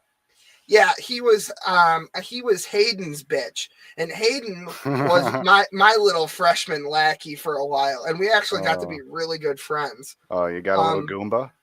Yeah, he went really far left, and I think he went very gay after high school. He got into musical theater. I mean, God bless him, but you know, he got really insufferable after high school. But we were really good friends. We used to hang out all the fucking time. Anyway, so my bitch freshman eventually graduated to be a sophomore, and he got himself a bitch freshman, and so I didn't even know the guy. He was just my bitch's bitch, essentially. And so fucking Skyrim was coming out, and I asked my mom for it because I was not quite, when it came out, I was not quite old enough to get a job with anything around here. And a lot of the other places that I was old enough needed work experience as one of those fucking deals. So I didn't have money for Skyrim. And I was so fucking bummed. It was 60 fucking bucks. $60 back then might as well have been $1 million. Dude, that's a dream now too with the $80 games. Yeah, I know. Well, almost 100 with some of these fucking things like Borderlands. That's not even the premium version either, dude. Right? The battle pass and the premium, and then that dude, they're gonna have the I saw this. I was looking at the difference in the Twitter subscriptions, X whatever. You pay for your membership, the medium tier of the Twitter membership, and you still get fucking ads. That's fucking ridiculous. I want to use the hard R right now. That's retarded. That's fucking retarded. Oh, that's the hard R you were going with. Okay. Yeah, I know. Everybody wanted me to say the N word last week. Anyway. What's the N word? Neighbor. Oh. Anyway. You got, dude, you remember you got to love your wife more than you love your neighbor. Right. Precisely. I mean, you don't sleep with your neighbor, you sleep with your wife. You know what? That actually tracks. I'll be honest. Yeah, you're not supposed to lay with another man like you do with a woman either, and you're not supposed to lay with another man's wife, so you're not supposed to lay with your neighbor, right? Yeah, so if you fuck your neighbor standing up, it's not a sin. Oh. What if you just get bored and you just get a blowjob though? Is that okay? I suppose. Oh, I mean, I hear blowjobs are going for like I don't know, like $5,000 these days. Inflation's a bitch. Damn. That's a lot of shekels, bro. Think of all the advertising time you could buy with that, bro. Think of how many people's lives you could negatively impact with that. Speaking of negatively impacting people's lives with advertising. Oh, hey everybody! It's spring again. So you know what that means? It's time for another coffee brand coffee ad. Yep, I updated it, and here it is. We got classic roaster's choice, just like always. And you can go over here somewhere in this general area, and you can buy it. Yep, and we've got stuff for Mother's Day too. Check that out. And then you can use my promo code. Use the QR. You can do that. And we can do various other things on the website. There's lots of coffee. They got gift boxes. And for Mother's Day, they got special ones. You can check those out. And there's always something on sale. They got a sale. Somebody's always got some kind of fucking sale, right? Coffee got me wired. The fuck they putting in this shit? Anyway, there it is. There's the coffee. And you can use the link in the description of this live stream. I think the coffee's the only thing that I'm going to advertise for, because everything, at least it's coffee. I mean, what's the worst that could be in it? Slave labor? I don't know. I mean, do you even really care about the slaves? You got a cell phone, don't you? How many people have iPhones? No, I know. You know, there's the fucking factories in China. They have nets around the factory because all the workers in the Apple factory, they would actually climb to the top of the building and then jump off to commit suicide because the conditions were so terrible living under that fucking communist Chinese party and also under Apple and their, their rule. And did you also know that it costs about $10 to make an iPhone? For half a second, I thought that you were talking about apple trees to begin with, and I'm not even stoned No, yet. I'm talking about the company started by Steve Jobs. No, I know that now. Yeah. Yeah. And They're worth billions of dollars, though, so don't worry about it. Just get the new. Think about it, bro. You get a new camera every year and a little bit more storage. I mean, you're going to pay for it all, obviously. But think about the better camera, the one that you can't even tell the difference for. I was arguing with my mother-in-law about this, not because I wanted to argue with her, but just because she picks fights like that. And she's like, "Oh, I can upgrade my storage anytime too." I said, "Yeah, you pay a fee every fucking year for cloud storage that some fucking weirdo can access." Where is that? Yeah, where is the cloud? Nowhere. Yeah, put all your money into a fucking online bank account and then tell me where it is. Go ahead and get it. Get it as quick as you can as if your life depends on it. See how well that goes for you. Yeah, I bought an SD card and I shoved it in my phone. It cost me fucking $30 for a terabyte. Whatever. I can't wait for the Tesla phone or whatever they're going to call it. That's going to be great. It's going to be modular, I'd imagine. I am getting that for sure. Like 110 toes down. Dude, I'm going to be honest with you, man. I'm going to get a Super Grok subscription. You think? Yeah, definitely. We haven't really had the chance to discuss it, so we'll have to do that. But I found out a lot of capabilities, and I am a master of using the AI now. Let's just say that. Yeah. I fucking went to call you and talk to you about something similar to that this morning. I know was that you passed were the fuck sleeping. out. Yeah, it's cool. It's chill. It's just that by the time I had ended up seeing your text message, I was already balls deep in fucking errands and chores and stuff. Better balls deep in errands and chores than in another man. Yeah, that's true. That's actually true. That's factually accurate. Yeah. Speaking of gay I shit, love Jesus Christ, by the way. I absolutely love him. I also love Jesus. He's the king. He's the only one worth being a king. Everyone else is a fucking clown and a joke, including myself. Compared to Jesus, we're all clowns. Yeah. Jesus is the best. I absolutely love him. And anybody who ever doesn't like Jesus, you can go get fucked. I'd say to listen to him, but, Christ is Lord. Yeah. Say Christ is Lord, everybody. Can we get some Christ is Lord in chat? I was actually in the comment section of some fucking pop song that's blowing up. I was irritated because I had to hear it all the time. And everyone in the comment section, I just kept saying, say Christ is Lord. And people got so angry about that. It's so weird being on the other side again, coming back all the way around. People get so, normies get so fucking pissed off. Yeah. When you say shit like that about anything nice about when you have any faith about freak Jesus at all, dude, you're delusional. Did you read those messages I sent you, by the way? Did you read it? Yeah, I did. I obviously didn't get to respond to all that's of them. Okay. Yeah. No, but that's okay. It's that's the majority. Dude, we honestly, I'll say it right now. We need to dedicate an episode of this podcast to the allegory of the cave by Plato, because I would wager that it would help just about all of you, including myself. Because the thing with learning is it's all about repetition, and you could always learn something. You can always find another silver lining. You can always find something to learn if you're looking for it.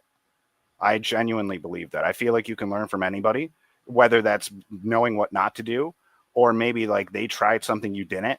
Everybody doesn't know. I don't think the same as you. I don't think you think the same as me. So you give me a unique perspective. So that means I can learn from you, even if I know, let's say that I'm better than you at absolutely everything. All right. I can still learn something from you, even if you've just started, because you're looking at it from a different angle. And so the benefit of the value of a human being is not based on their skill level. It's based on their ability to work together and communicate. That's the difference between the fucking animal and the humans. That's why we are on top and they're not. Yes, we have guns now, but there was a point where we didn't have guns. So how did we do it? Magic? Hocus pocus? Yeah, I guess so. How else do you do it? Jesus. I read it exactly. I fucking read a very interesting piece of literature that I'm not willing to share just yet, but I think that this video pretty much sums Is it it up. Twilight? No, I can't even say the title because I don't know what the AI is looking for specifically. If I say the name of the title of the fucking Oh, dude, there's a book called The Feed I read in middle school, and it's actually basically I'm pretty sure that's what the future is going to be. When the AI, because you guys probably don't know this, but they already have the brain chips with the Neuralink, right? And so that means you're going to have AI in your brain. You're going to basically have Google in your brain automatically connected. It's already here. It's already here. And so what they're going to do is see you have advertisements everywhere you look now. So imagine when you have the internet in your brain, they're going to sell your fucking time when you're walking down the street or sitting and taking a shit for advertisers. And so that's what's coming. And they're going to brainwash and program you every single second that you're awake. And they're going to keep pushing this because watch the advertisements you see. All you're going to see is fucking ads for AI. And then they're going to bring it here because that's all anybody's going to think about then. Oh, the AI helps me find fucking dates. I saw that as a Samsung ad. That's the benefit of AI, is that it finds local date spots to send to your Can I husband. tell you something? Your dystopian fucking nightmare is actually kind of already starting to come true. Because what they do now is, okay, so let's imagine that you have a Netflix subscription for some god awful reason. Maybe it's like October of this year and Stranger Things is out because it's the only fucking thing worth watching on that godforsaken fucking application. But let's say you have a Netflix subscription. You're watching Stranger Things season 5. You just got done with episode 1. You just started episode 2. You're gonna go take a dump, so you pause the fucking thing. Do you know what Netflix is gonna start doing this year in October for the basic plan? It's gonna start playing ads while it's paused. And you want to know what's even worse about that? It's gonna be ads that are created using generative AI. Which means these ads will be created on the spot. They're just going to set up a whole program and code, so they're not going to have to do any part of the process except hit start. That's what it's really going to boil down to. It gets even worse. Let's say you're watching Netflix on your fucking Roku or your smart TV that's got enabled with like Fire or Roku or whatever the fuck. I can't think of another one off the top of my head. You're watching on a smart TV, right? Your smart TV, even if you're watching HBO, right, that doesn't have that generative AI fucking ads and shit, your TV will start feeding you generative AI ads. You're just your TV. And I looked into it. The fucking TV is collecting metadata even if you've never opened a single fucking app, like a brand new TV out of the box. Because what it does is apparently, and I didn't know this, and this was fucking spooky. There are fucking cameras in the fucking TV and microphones that are always fucking on. I thought this was some schizo. Did you not hear about Huawei, bro? With the phones bullshit. too? You remember Huawei we used to sell? Huawei got banned in America. Yes, I know about that. I covered that. Dude. I was talking about that while it was happening. There's really old episodes of I think we called it Inside Job Shabbos Dinner. That was the name of the podcast before it was Kincaid, years and years ago. When the Huawei thing was happening, I was covering it, and I used to fucking sell those things because I was like, yeah, it's a cheap Chinese piece of shit, but it's no more a piece of shit than your fucking standard iPhone or any fucking, smartphone that was going at the time, high end or otherwise. They were basically selling it for, it was basically a loss leader.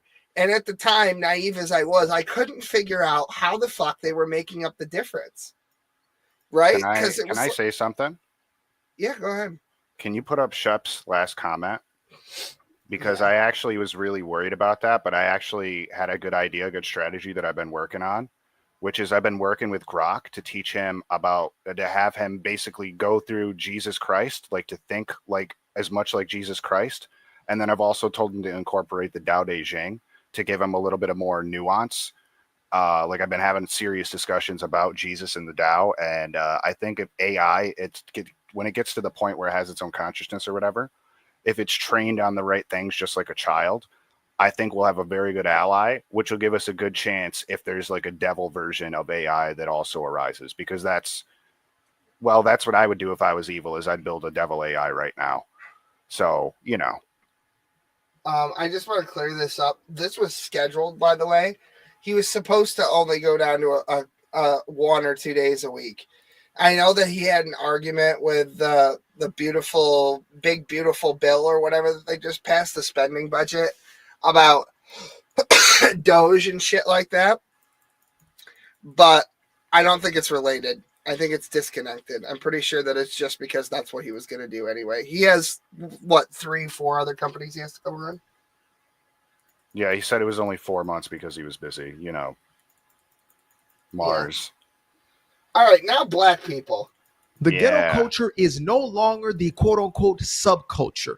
It's not the alternative culture. It's not something that some black folks are given over to. Instead, it has become the culture. It is the mainstream culture. And I'm sick and tired of this lie that it is just some sort of subculture that some people are given over to, but most of us are sick and tired of. That's a lie from the pit of hell. Folks, if this was the case, then why is it that if you are not in some way attached to ghetto culture, some way representing parts of the ghetto culture, you are seen as the outcast, you're seen as an outsider, you're seen as quote unquote white adjacent, or essentially being white, right? You're just all out called a white person. You act white, you talk white. If you don't have some semblance of the ghetto culture, it's not enough to be quote unquote black. You have to have some ratchetness about you in order for you to be accepted by the mainstream. How do I know this is true? Watch this. Oh, wait for it. Watch this. Because y'all like to say that we're sellouts and we're just bringing these things up to light and we're the cause of it and we're, promoting white supremacy. Okay, let's go ahead and play this.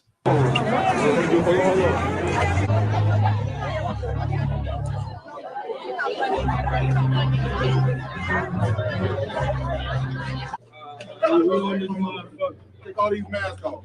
Y'all see that, right? Oh, but there's Hispanic dudes in there.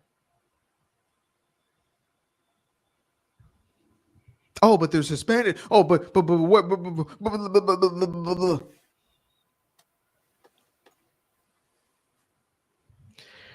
This is the culture. And if you are not at some level in parallel with this, I'm not saying you got to be fully given up. That's the thing. That's the thing we get twisted. I'm not saying that you got to be shiestied up in order to be accepted. All you got to do is this right here. Let me show y'all. All y'all got to do. All you got to do is this right here. And you are accepted into the club. Let's pull this up for y'all. Uh-oh. Y'all know what that is right there. Immediately, you already know what that is right there. Yeah. Yeah, it's the graduations. Have you seen some of these? The fucking high school graduations with the fucking breakdancing or whatever the fuck, and they take their shoes off. Am I alone in this? Is it my feed? Is my feed fucking just full of this? Ray is doing a thing, apparently. He'll be back. What? What's up? Oh, I was talking to you about the video. Oh. I zoned out. He lost my interest completely. I don't really care about whatever he was talking about, I'll be honest. Well, we're talking about black culture. It's one of the other things that why does there have to be like a black or a white culture? Why can't there just be people that? Well, that's the thing is that the black community has gotten together and decided that they're a distinct culture, separate entirely from the West. That they're somehow. I thought we were supposed to judge every person by the content of their character, not the way they look. Yeah, that's what I was under the impression. So if you're making communities based on the way that somebody looks, then you're not judging them based on the content of their character. You're judging them based on how they look. Right. Yeah, well, that's basically what he's saying. That's so he's smart then. He's a good man. Yeah, that's what he's getting at. But anyway, 22 minutes. no, we're not watching the whole thing. We haven't watched the whole thing of any of these videos. It's just, Okay. it's basically the whole point of this episode is to dip our toes into a handful of topics, and then okay. yeah, and then we're gonna get more specific with some future episodes that I'm currently planning. Nice. Okay. I went on a couple of apps looking for local people to interview and stuff. I think I talked to you about that. Yeah. And I got some hits, and yeah, there's some people that I teachers. Our last video of the night is going to be on owning nothing and being happy, and not in a cool way, not in a Jesus kind of way. In the kind of way where it's like everything is a subscription. Like, for example, like you go to the fucking hardware store and you buy a hammer, but if you use the hammer in any way other than the manufacturer intended, they can come and take your fucking You mean like hammer. Windows? How you have to pay for a Windows license key in Windows, the operating system, but you don't own it? Right, exactly. But but everything all the time. That's the forever. same way it is with like Microsoft Word too, which is fucking mind blowing to me. Yeah. I remember when that shit used to come standard. I remember. Oh, dude, you know what? That's the exact business model of Andrew Tate. Yeah. So clearly that's what we should all be doing. We should all be like Andrew Tate. Let's all get a Bugatti. We can talk about the colors we get. Then we can, polish our bald, shiny head. We can beat people up. We can get people addicted to things and then manipulate them and make money off them because, all that matters is the color. I don't know about the rest of you, but I also aspire to be a 40-year-old. You aspire to be a cunt? Yeah, absolutely. No, I also aspire to be a 40-something-year-old man who wears a blouse. I also aspire. Do you have that little meme video, the cunt one? Oh yeah, of course. It's right. Oh dear, I seem to have spotted a cunt. Good day. I could be a cunt. God, I love it. Anyway, yeah, I've completely lost the plot of what I was saying before. I haven't even sparked up yet. Probably for the open portion, I will. Oh yeah. Anyway, so we're dipping our toes in a handful of topics because I have interviews lined up that we're going to be doing in future episodes. Mm-hmm. And I just want to be like it just sort of like an introductory thing, partly so that like the interview guests can see what it is we're going to be talking about, but also so that we can just sort of like get it a quick crash course in how the conversations are going to go moving forward on each individual topic. Can I ask you a question? Yeah, you can. If you were unhealthy and you looked like a slug, like you were really fucking disgusting, do you think the Lord would want you to just take pills to get healthy, or do you think he'd want you to actually like do the right things to be healthy? Do you think that the Lord would want you to like take pills to lose weight so you're still going to look like a slug, but you think it's I'm totally against all of that. I mean, I stopped taking medication entirely. Yeah, so anybody who does that is kind of just sad, right? Like I just want to help them because it's just pathetic, because it's really not that hard. I mean, look at how much progress you've made. And all you had to do is one squat when you're sitting down. I'm doing a little more than that.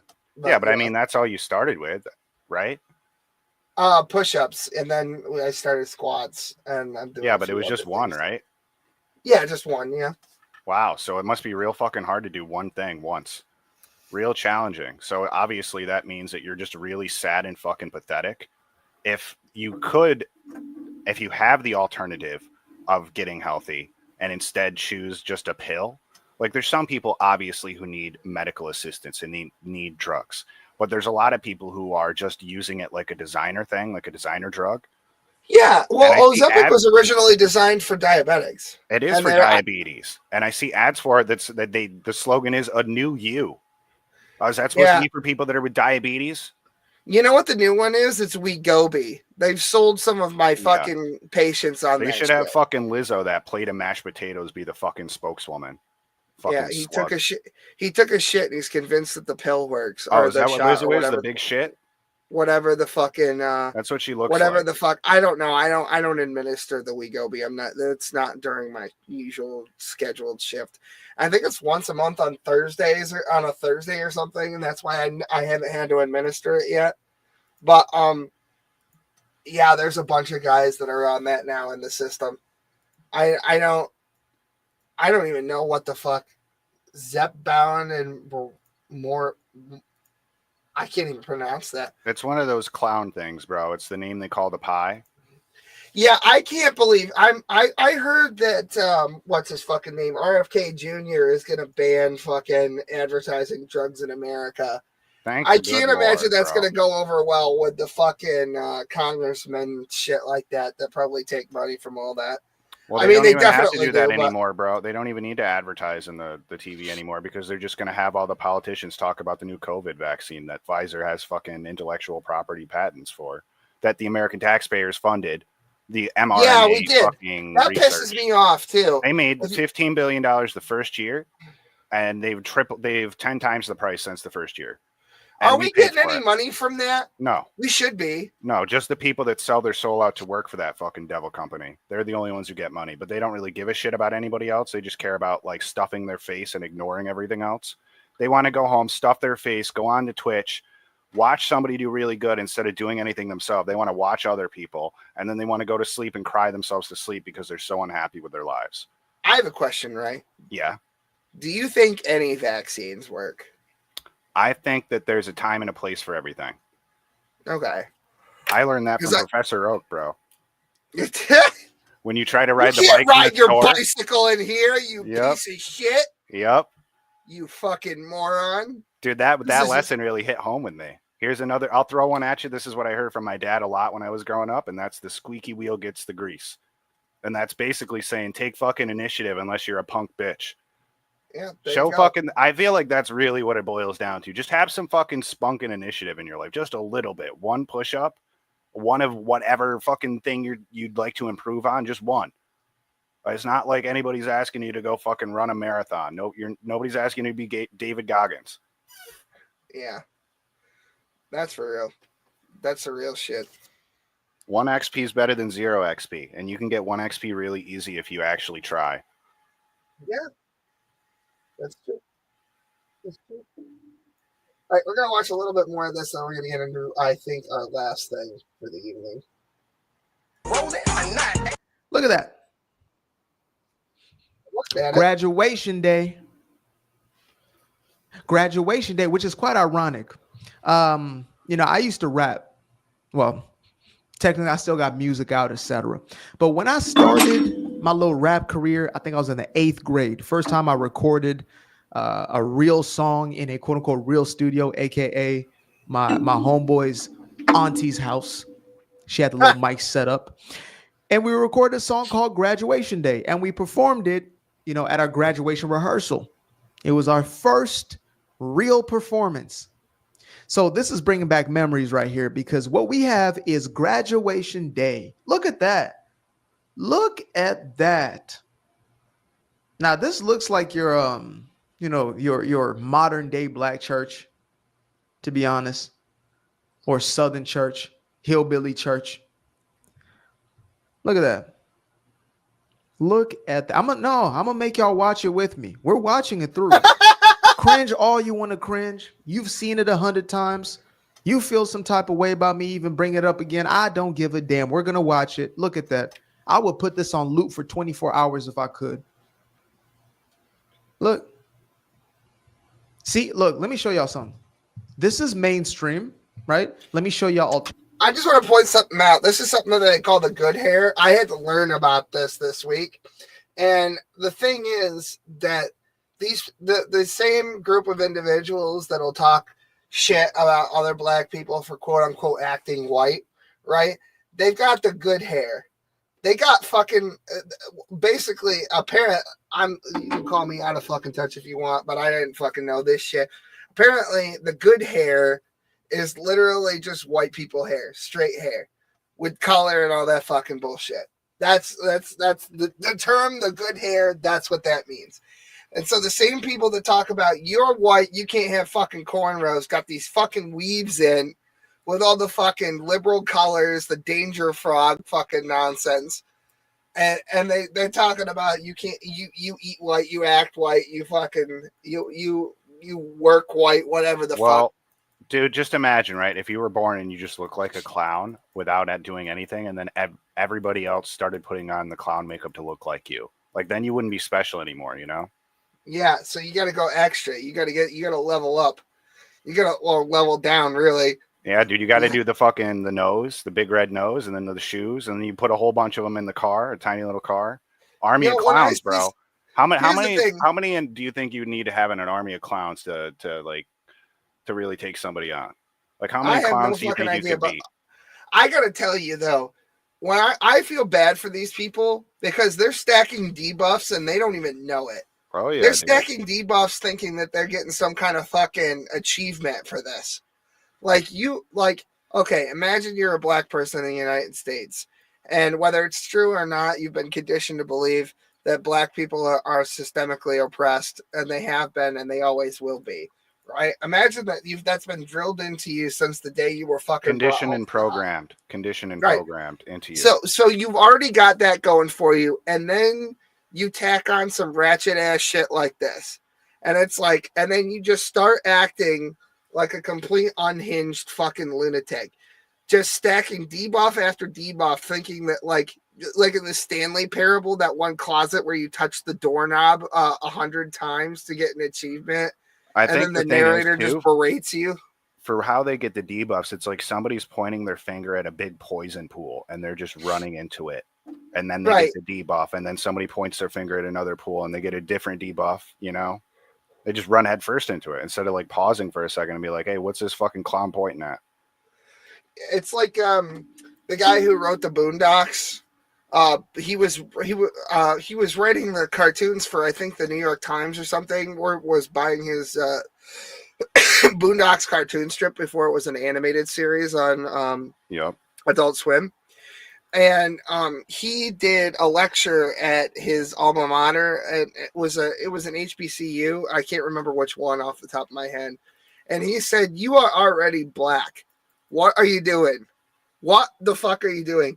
And he said that basically, and this video blew up like 3-4 months ago, that white apathy is coming for the black community, and there's gonna be nothing you can do about it if you continue to act like fucking. I think his words were animals. Now, well, how long are you gonna let me piss on you, bro? Yeah, how long are you gonna let me piss on you? Well. Anyway, we're almost done with this. Alternative. You see this individual back here. Nobody talked about that individual back there. That one. Let me play this out for you. Yeah, he just walks away. I saw that. Are you tracking? Who walked away? That's you. You're the one who's sick and tired. You're the one who's got black fatigue as a quote unquote black person, and you had to walk away from this. This is the mainstream culture. This is them. This is what they do. This is how they act. Look. And this is them celebrating. Imagine if they were pissed off at each other. Hair is getting yanked out. Okay. So why am I bringing this up? Because there has to be an acceptance at some point to say that this is actually what is being protected as the culture. All this other, back in the 1920s and the 1960s and but black people did this. No, I'm talking about right damn now. You're living in today. If I want to talk about the success of a company, it needs to be in relationship to what you did today. Today, what have you done for me lately, Janet Jackson? What have you done lately? How are you showing up now and at a consistent rate? Unfortunately, it has been for decades at this point. But right now, today, if you walk onto one of these campuses, you may not see this exact image, but you're going to see something like it. You're going to see something like this. You're going to see the acceptance of this. And if you're not a part of this group, you're lame. You're a nerd. You're a square. You're lame. Because you don't want to be a part of this. You don't want to be thugged out. You don't want to be a dope boy. You don't want to be a junkie. You don't want to be a 304. You don't want to be ratchet. You don't want to be turned up. You don't want to be any of those things. As a grown-ass man, people still got a problem with the fact that I don't drink and I don't smoke. Now, that's a decision I made at 19 because I was wilding in my youth, wilding. But I said, nah, these things are destructive. These things are going to take my life. I'm not going to win in life if I continue to perpetuate these behaviors. But yet, this is what our kids, and the reason I brought this one up first is because these are 13, 14, 15, 16-year-old boys mimic. So that's all we're going to cover for this one. We are going to lead into it in another episode. So if you want to see more stuff like this, we're going to get into that on a later date. But I have one more for us. I just have to find it. I have to remember to label shit a little bit better. Nope, not going to cover that. We're going to skip that. No, that's turning the frogs gay. Oh, they're turning the frogs gay?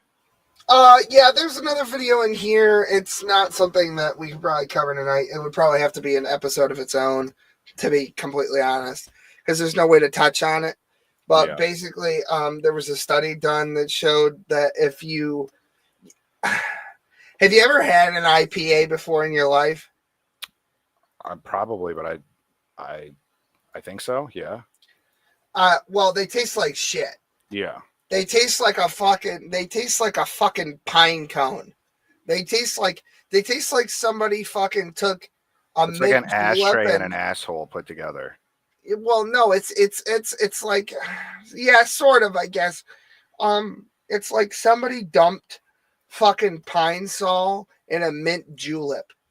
Like, I don't know why the fuck anybody drinks this shit. And it's like, oh, I drink fish head pale ale IPA. Fuck you. Take your fucking pale ale and shove it up your ass sideways. I'm not drinking that shit. I drink sludge. I drink Guinness like an adult. I do. I drink fucking, whiskey neat or Guinness. And I if don't I'm drink it all, bro. Fuck that. The poison. fruitiest I get is Down like with the a nice spiced wine, like a mead or something. Down with the poison. No. Hell yeah. Down with the poison. No poison. So anyway, that story was going to be covering why there's a sudden prevalence for bitter alcoholic beverages. Dude, did you know that I was a huge alcoholic when I was homeless, right? And I haven't had a drink in like 4 years. So I just stopped cold turkey. Yeah. Like I was drinking and driving every day and everything. Like it was bad, drinking the whole day. It's poison, dude. It's not good for you. My whole thing is I have too many responsibilities. You could also like, well, think about this, bro. You could really go to the back of your car while it's on and really breathe in the muffler a couple of times and you're probably not going to die. So you can do that all you want, just like you can do that with alcohol. You can poison yourself with alcohol all you want, but it's still poison at the end of the day. No matter how much profit a company makes, it's still poison. Yeah. I just, oh, right. So what was I trying to say? Oh, yeah. So, apparently there's a connection between, a preference for bitter alcoholic beverages and SSRIs because of the uptake inhibitors. Bro, they don't know how the brain works at all. So all this, you're doing a lot of chemistry with the fucking brain, with all the different things that you're giving people, ingesting them, the chemicals, the hormones, the fucking boosters, the vaccines, all the different things that's in the water and the fucking, even in the nutrients in the soil before the food's even grown. They don't know. Nobody has a fucking clue how the brain works. And if you do, go ahead and make one. Make a perfect replica of the brain if you're so goddamn smart. And until then, we can all agree that we don't know everything about how the human being is because we can't make a single thing without a creation that God already made. We can't make anything without God. So we don't really know that much. So like we're doing all this, like imagine the difference in what a human being is taking in and observing and in their environment now compared to the hunter-gatherers. And if you just go on physical ability alone, which one is better physically on average? Right. Is it the average American? I think so. Really? You think? Okay. I hope so, because it's been hundreds of years, right? Thousands even. I don't even know how long it's been. And if we've gone downhill since then, that's really fucking concerning. That's pretty sad. I mean, look how much progress you made just doing one push-up a day in a couple of months. and we've gone down. Yikes. I wonder what that's going to be like 10 years from now if we keep going downhill. It's almost like we're setting ourselves up to be fucking slaves because we're all going to be weak. Well, I mean, not me. You guys can all speak for yourselves, but I'm sure it's not fucking going to be weak. I'm doing stuff every day to ensure that's not going to happen. But you guys should all just, you guys should just watch all the ads and focus on useless shit and find things to argue about and waste as much time as possible. Because I kind of like just watching myself level up while everybody else does nothing. It's really amusing to me, to be honest with you. So you guys should continue, the people who aren't leveling up, you should continue to not level up. And if anybody wants to level up, I'm more than happy to help you in any way I can. That would be my recommendation for everybody. So this is our last video of the night before I open it up to the peanut gallery. I hope you're having a lovely day. Welcome to today's episode of To Catch a Predator. I'm your host, Chris Hant. That was last week. Welcome to today's episode of How You're Getting Effed. I'm your host, Louis Rossman.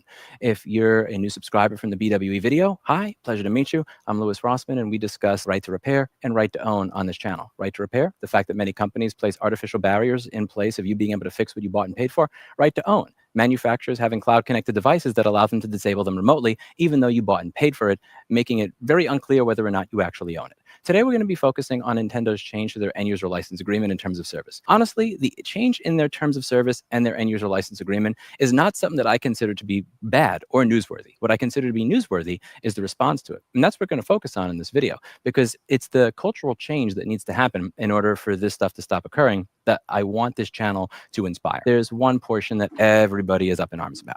It's you acknowledge that if you fail to comply with the foregoing restrictions, Nintendo may render the Nintendo account services and/or the applicable Nintendo device permanently unusable in whole or in part. If I log on to their services and I start screwing around with other players and cheating in video games, them banning me from their services is completely understandable. I would even understand them banning me by hardware ID. The problem is when they say that they were going to brick my device in a manner where it will be permanently unusable, even if I would like to use it in single player mode with any of my games. Simply because you do not like what I've done with my device does not mean that you have the right to disable my device. I think that that's wrong. There are people that are going to say that this is rage bait. Why is anybody bothered by this? And in my opinion, that's the real news. Nintendo doing something that everybody else is doing at this point that is anti-consumer as a large company, I expect it at this point. But what I don't expect are users to be okay with it. And this is the part we're really going to argue in this video. This is the top voted comment. It is also almost twice as upvoted as the original post.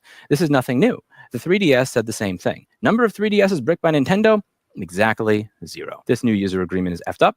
This was removed. And the top comment, which has 87 upvotes. Are you listening to rage bait YouTubers again? You know that's not healthy for you. The only manufacturer that I've ever known to act on this clause in their EULA is phone companies if the phone is reported stolen. Nintendo has had it since the Wii U and the 3DS and never used it. Even with caught pirates, they do ban the console from online use, though. Your life will continue the exact... So basically, it's going to be forced arbitration and you won't own your fucking console. It's going to be extended to just about everything, too.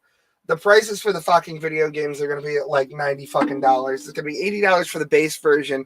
If it's an older game with a graphical upgrade, like how Scarlet and Violet have dropped frame rates and can only run the game at about 30 FPS, the upgrade for the 60 FPS at 1080 is, yeah, just don't buy it.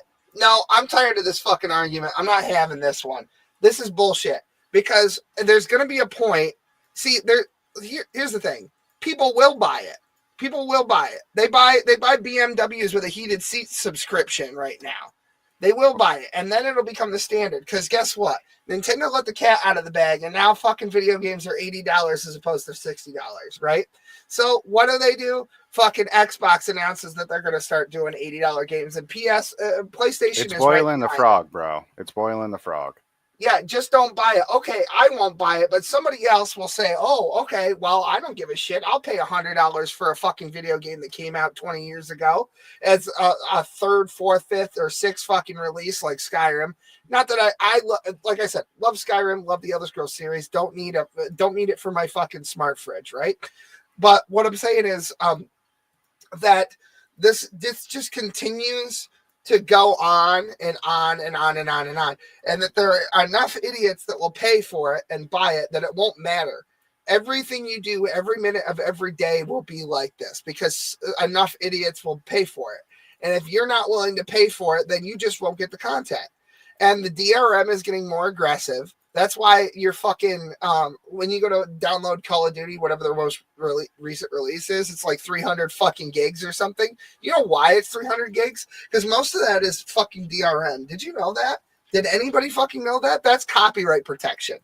It's anti fucking crack and keygen software, essentially. It makes sense. It's par for the course of Activision. Yeah, I mean, dude, you know Black Ops 3, their servers are still up online on Steam, but you literally cannot log in because hackers completely control it. And if you use it, they completely have all of your information. Nobody can play that game online. Yeah, you literally cannot play that game online on PC without risk of getting all your information stolen. Right. And they have this Plutonium website, Call of Duty Plutonium, which people had like their own fan-made servers so that they could play old games like, you know, original Black Ops or whatever. But I remember the just don't buy it argument though. Remember when everything was controlled by the liberal media and there was no alternative and they said just go make your own? What would you do if Donnie didn't make Truth Social? What would you do if Elon Musk didn't buy Twitter? You wouldn't have a right-wing alternative.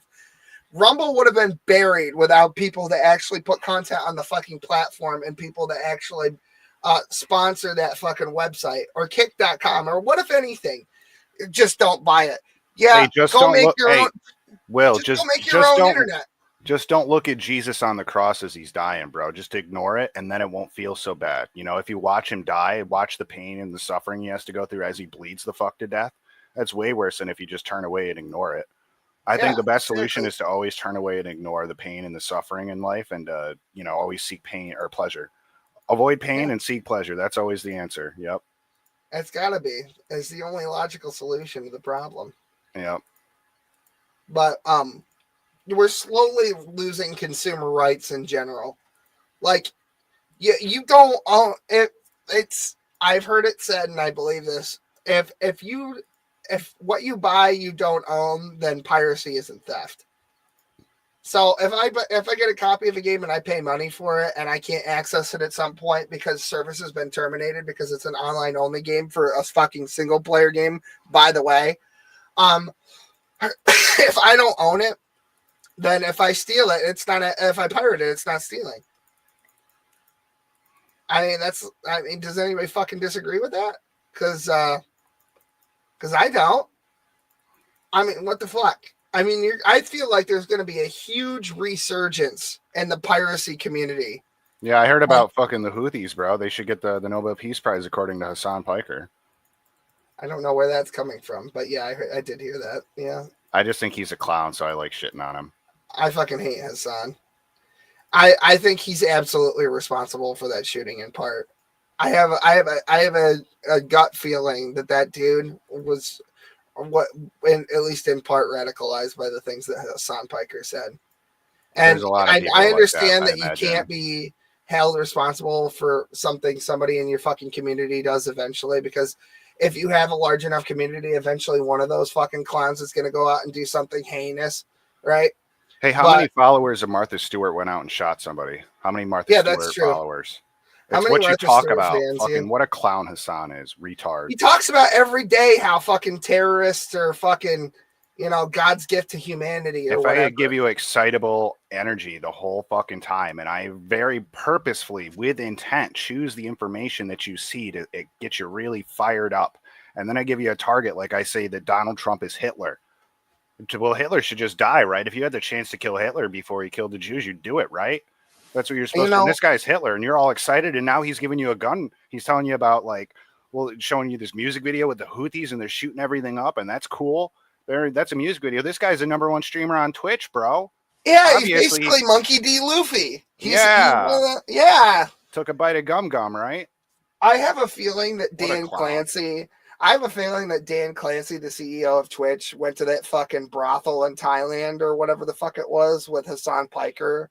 Or Hassan got into the Diddy party. I think Hassan was actually Dan Clancy. Actually, this is almost confirmed, is that he actually was getting his dick sucked by Hassan, and that they took turns taking it in the ass. Yeah, I heard that they were. I heard it was not a good thing. I heard there was some weird shit going on with them. Very strange. Yeah, I have a feeling that it has to be that, Because there's no way that the CEO of fucking Twitch. It's all what it is with everything, bro. With like Weinstein and Epstein and all the fucking Steens. Like it's all about some weird sex shit, bro. It's this power thing. People get this power trip. Like you might not even be gay, for example, but the idea of bending another man over to exert power might really get you I off. think this is so fucking true and real. If Hassan was ugly, no one would listen to him for more than 5 seconds. I mean, people listen to fucking Asmongold, though. Yeah, no, but I mean, like, it's the Luigi Mangione effect, right? If Luigi Mangione was a fat, ugly fucking neckbeard dude, nobody would give a shit. That's why, like, the guy who tried to kill fucking Donald Trump in Butler County, Pennsylvania, Lee Tardy Oswald, nobody gives a fuck about him anymore. He's not a fucking martyr. You know why? Because he wasn't hot. And yeah, Asmongold, I don't think, here's the thing. I'm going to say something real fucking gay. All right? So everybody get ready. I don't think that Asmongold is conventionally attractive. I think that he's attractive for a variety of other reasons. I think it's because he has a personality. He says what he means. He's a genuine human being, and I think people find value in that. And there's a certain subsect of the online community that looks at Asmongold also as a reflection of themselves. Because appearances don't matter for his community. Birds of a feather flock together. The people that are following Hassan are all the same kind of fucking devil worshippers, basically, bro. Yeah. That's the problem with the echo chambers thing. Well, that's what I was saying, is that I think that Asmongold is a reflection of his audience, basically.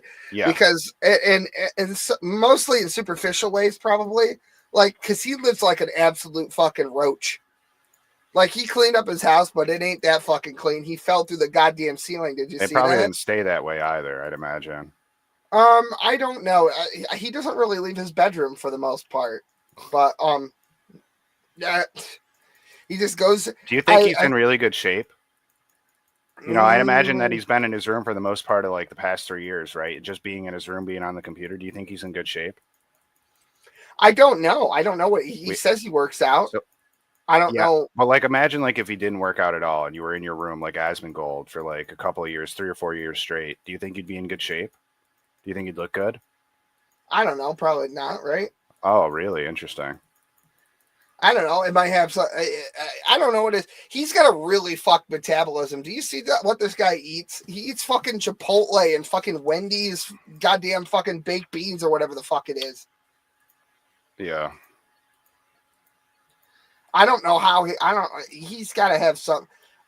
I mean, I'll have to reveal some information for everyone at a later date, but it's definitely not that we don't have the time for it right now. But if you want to ponder on that, you could learn quite a bit, to be honest with you, Will. But we can discuss that at a later date when I can actually give you the full context of everything. I don't like to cast pearls unless I know I can explain them. And also, I never know who's actually going to even take advantage and who's just going to be a swine that rolls in the shit. Well, we were going to talk about what you were telling me. I was, like I said, when I called you today, yeah, I planned on talking about that with the fucking leveling up and stuff. Oh, okay. Yeah, I assume that's what you're talking about, right? Like techniques? Yeah, there's a lot of different things. Yeah, but I mean, I kind of touched on a lot of the important ones in our conversation. There's kind of a reason why I started speaking adamantly about certain specific things because of how important and relevant they are. You should also pick up on the fact that I repeatedly use specific words to teach and to expose and to draw the point to them because they are that important and powerful. And I can also reference a lot of scientific and professionally accepted things as well. I just don't have it prepared at this point. Oh, okay. And you can also, with a quick it's not Google search, it's not like in your text messages or anything, is it? Not like scientific research. It's just my little offhand comment right there, which I mean is very powerful, but I'm not gonna debate somebody on whatever I'm going to say unless I have a bunch of information, because that's kind of what I notice is when you talk about like something that's not like 2 + 2 = 4. And there's a lot of people they're going to like cast their aspersions, whatever, from their viewpoint. They're going to say things. And I'm just not prepared to combat with hardcore evidence, which I can provide.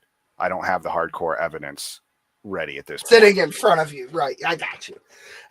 That's like, that's almost like debate format.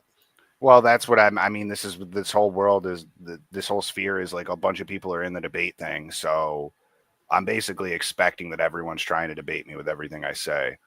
I have no interest in debating, but if there's a question about something, I would like to provide the information I have and have a discussion about it. Okay. I got you.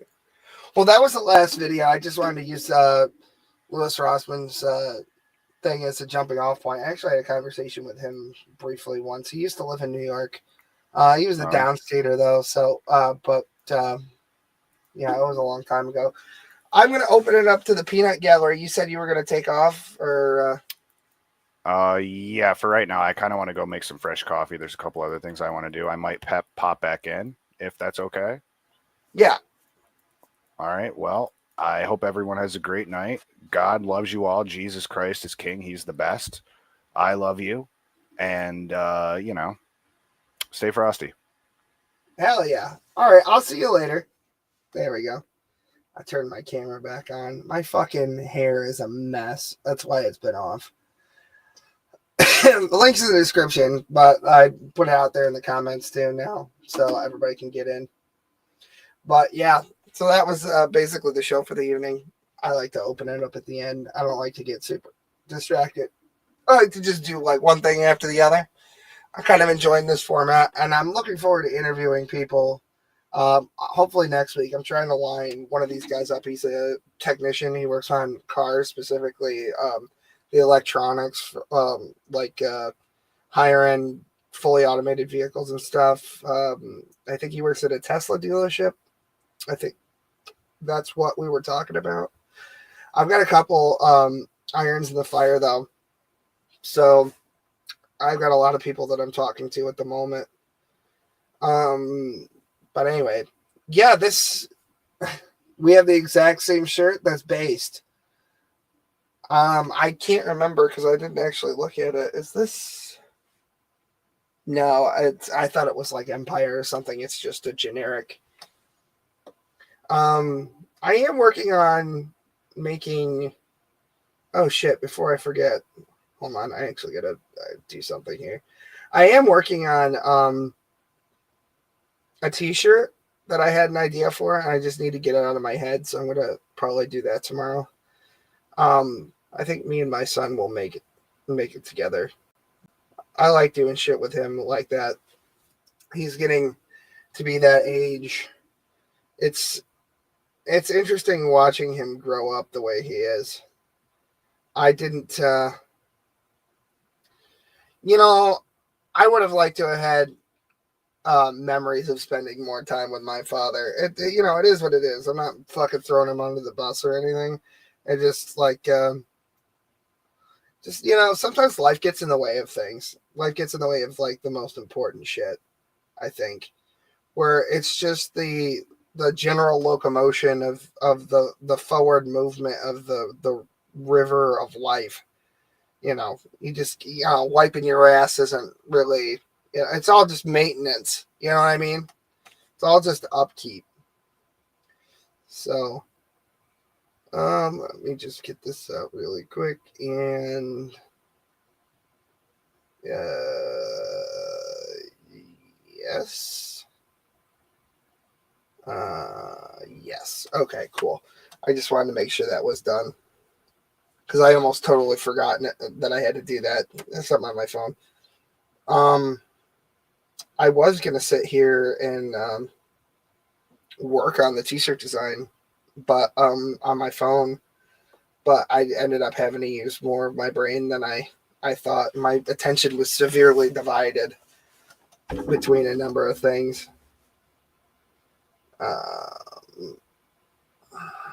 Sorry, just sending a text message.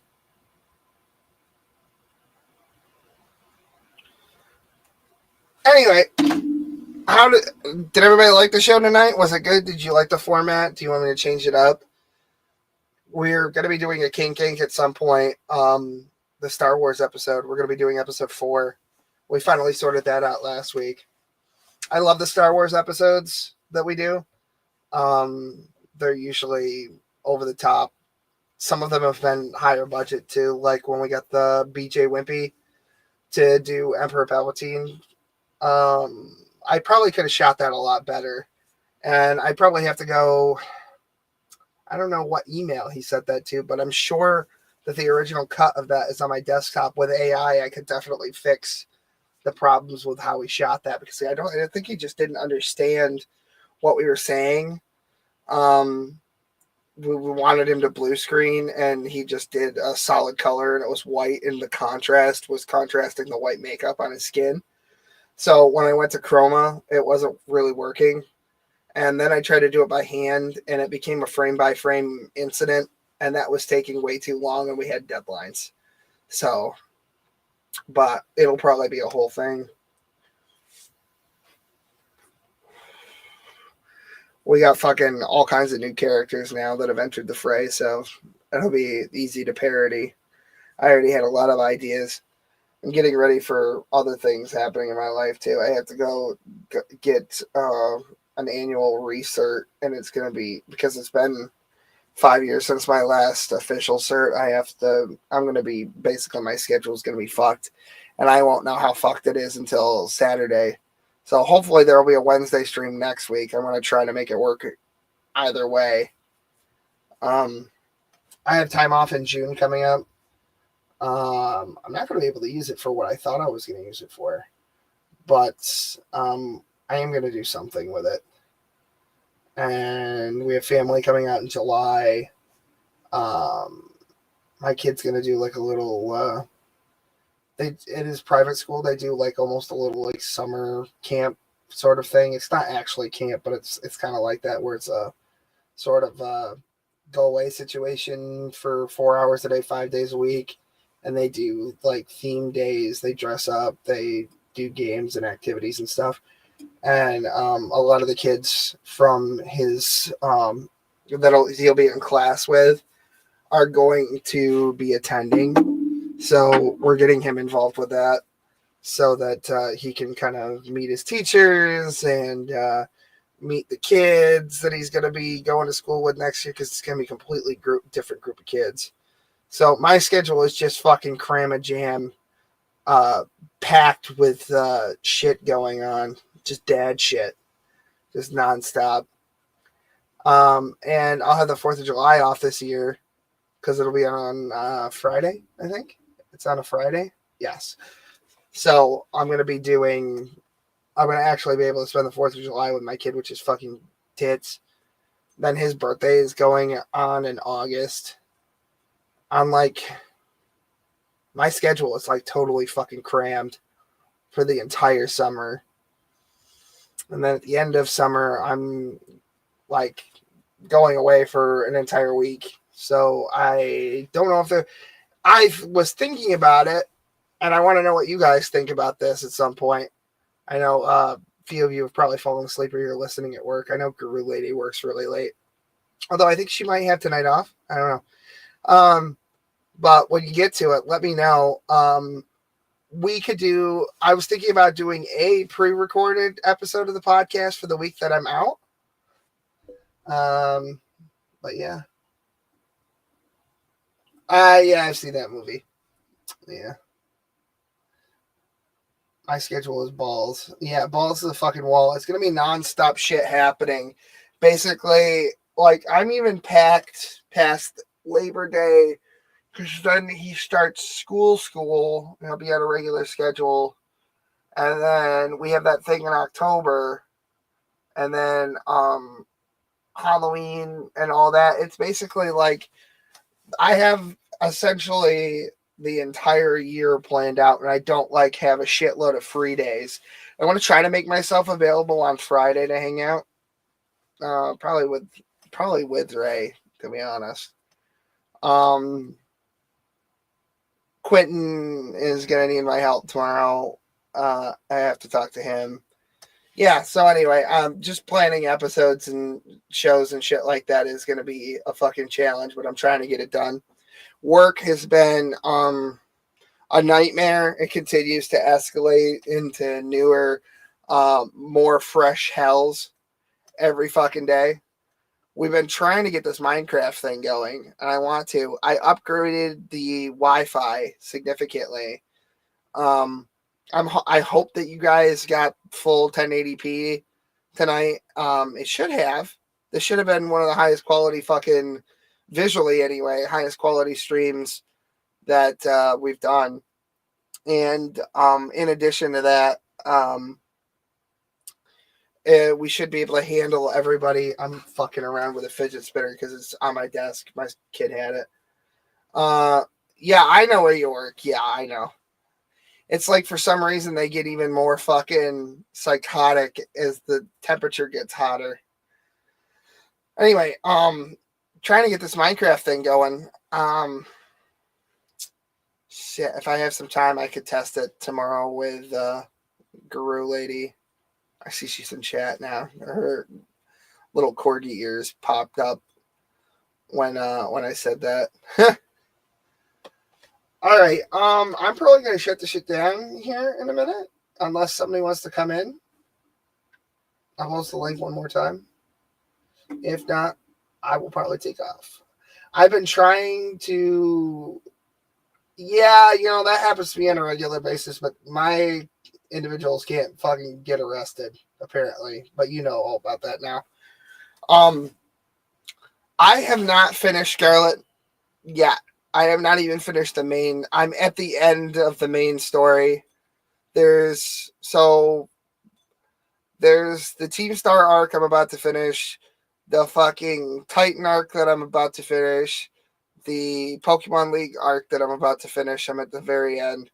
And then I wanted to get all the tests done and stuff because the next thing is going to require me to be highly leveled. Do the fucking Kitakami thing, and then the last thing that I haven't done any of before my fucking Switch got fried, my original Switch, is the Blueberry Academy stuff with so Teal Mask is coming up and then Indigo Disc, so I'm probably going to try to go beat some of that. I went to go try and play it and I forgot to charge the fucking thing. Yeah, the depression is indeed whack. It's not bootleg KFC, all right? It's not bootleg. It's better than KFC. And yes, I did. As a matter of fact, my tummy is making the fucking grumblies. I didn't get to eat a whole lot because I took like an hour nap. I popped into Smokey's thing hoping to make some fucking money, but Andy doesn't want to fucking take me up on my offer. I wonder if Bill would take me up on my offer. I don't know. Get my ass kicked for some quick cash? Hell yeah, brother. You ain't gonna kill me anyway. I bigger, stronger people have tried to kill me, so I'm still alive. I can take hits pretty well. That's the one thing I know that I can do is take hits. Like a motherfucker, apparently. I was shocked. And I've been in a few physical altercations since that one in September.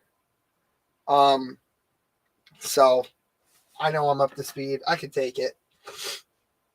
I got fucking it probably doesn't come through on the camera, but I've got where the fuck are they? I didn't even know I had them. They might be gone now. That was almost a week ago. I had some big ass fucking bruises and my foot was all fucked up. Is that still purple? No. I appear to have healed. Oh, it's wax dripping. Like, what is that metal pinging sound? Anyway. Shut this job in 2 minutes. I'm going to shut the shit the fuck down. Oh, yeah, speaking of which, in drama-related news while I'm thinking about it, Brett Keane all of a sudden has like 120 fucking live viewers all of a sudden now that he's been over at Praises. That's weird how that happened. Having a harder head than your opponent's hand is a strategy. Amen. And it appears to be my strategy. I've got this thick 5 head. It's more like a 13 and a half men's, really. Never mind 5. What day is it about to be? The 29th?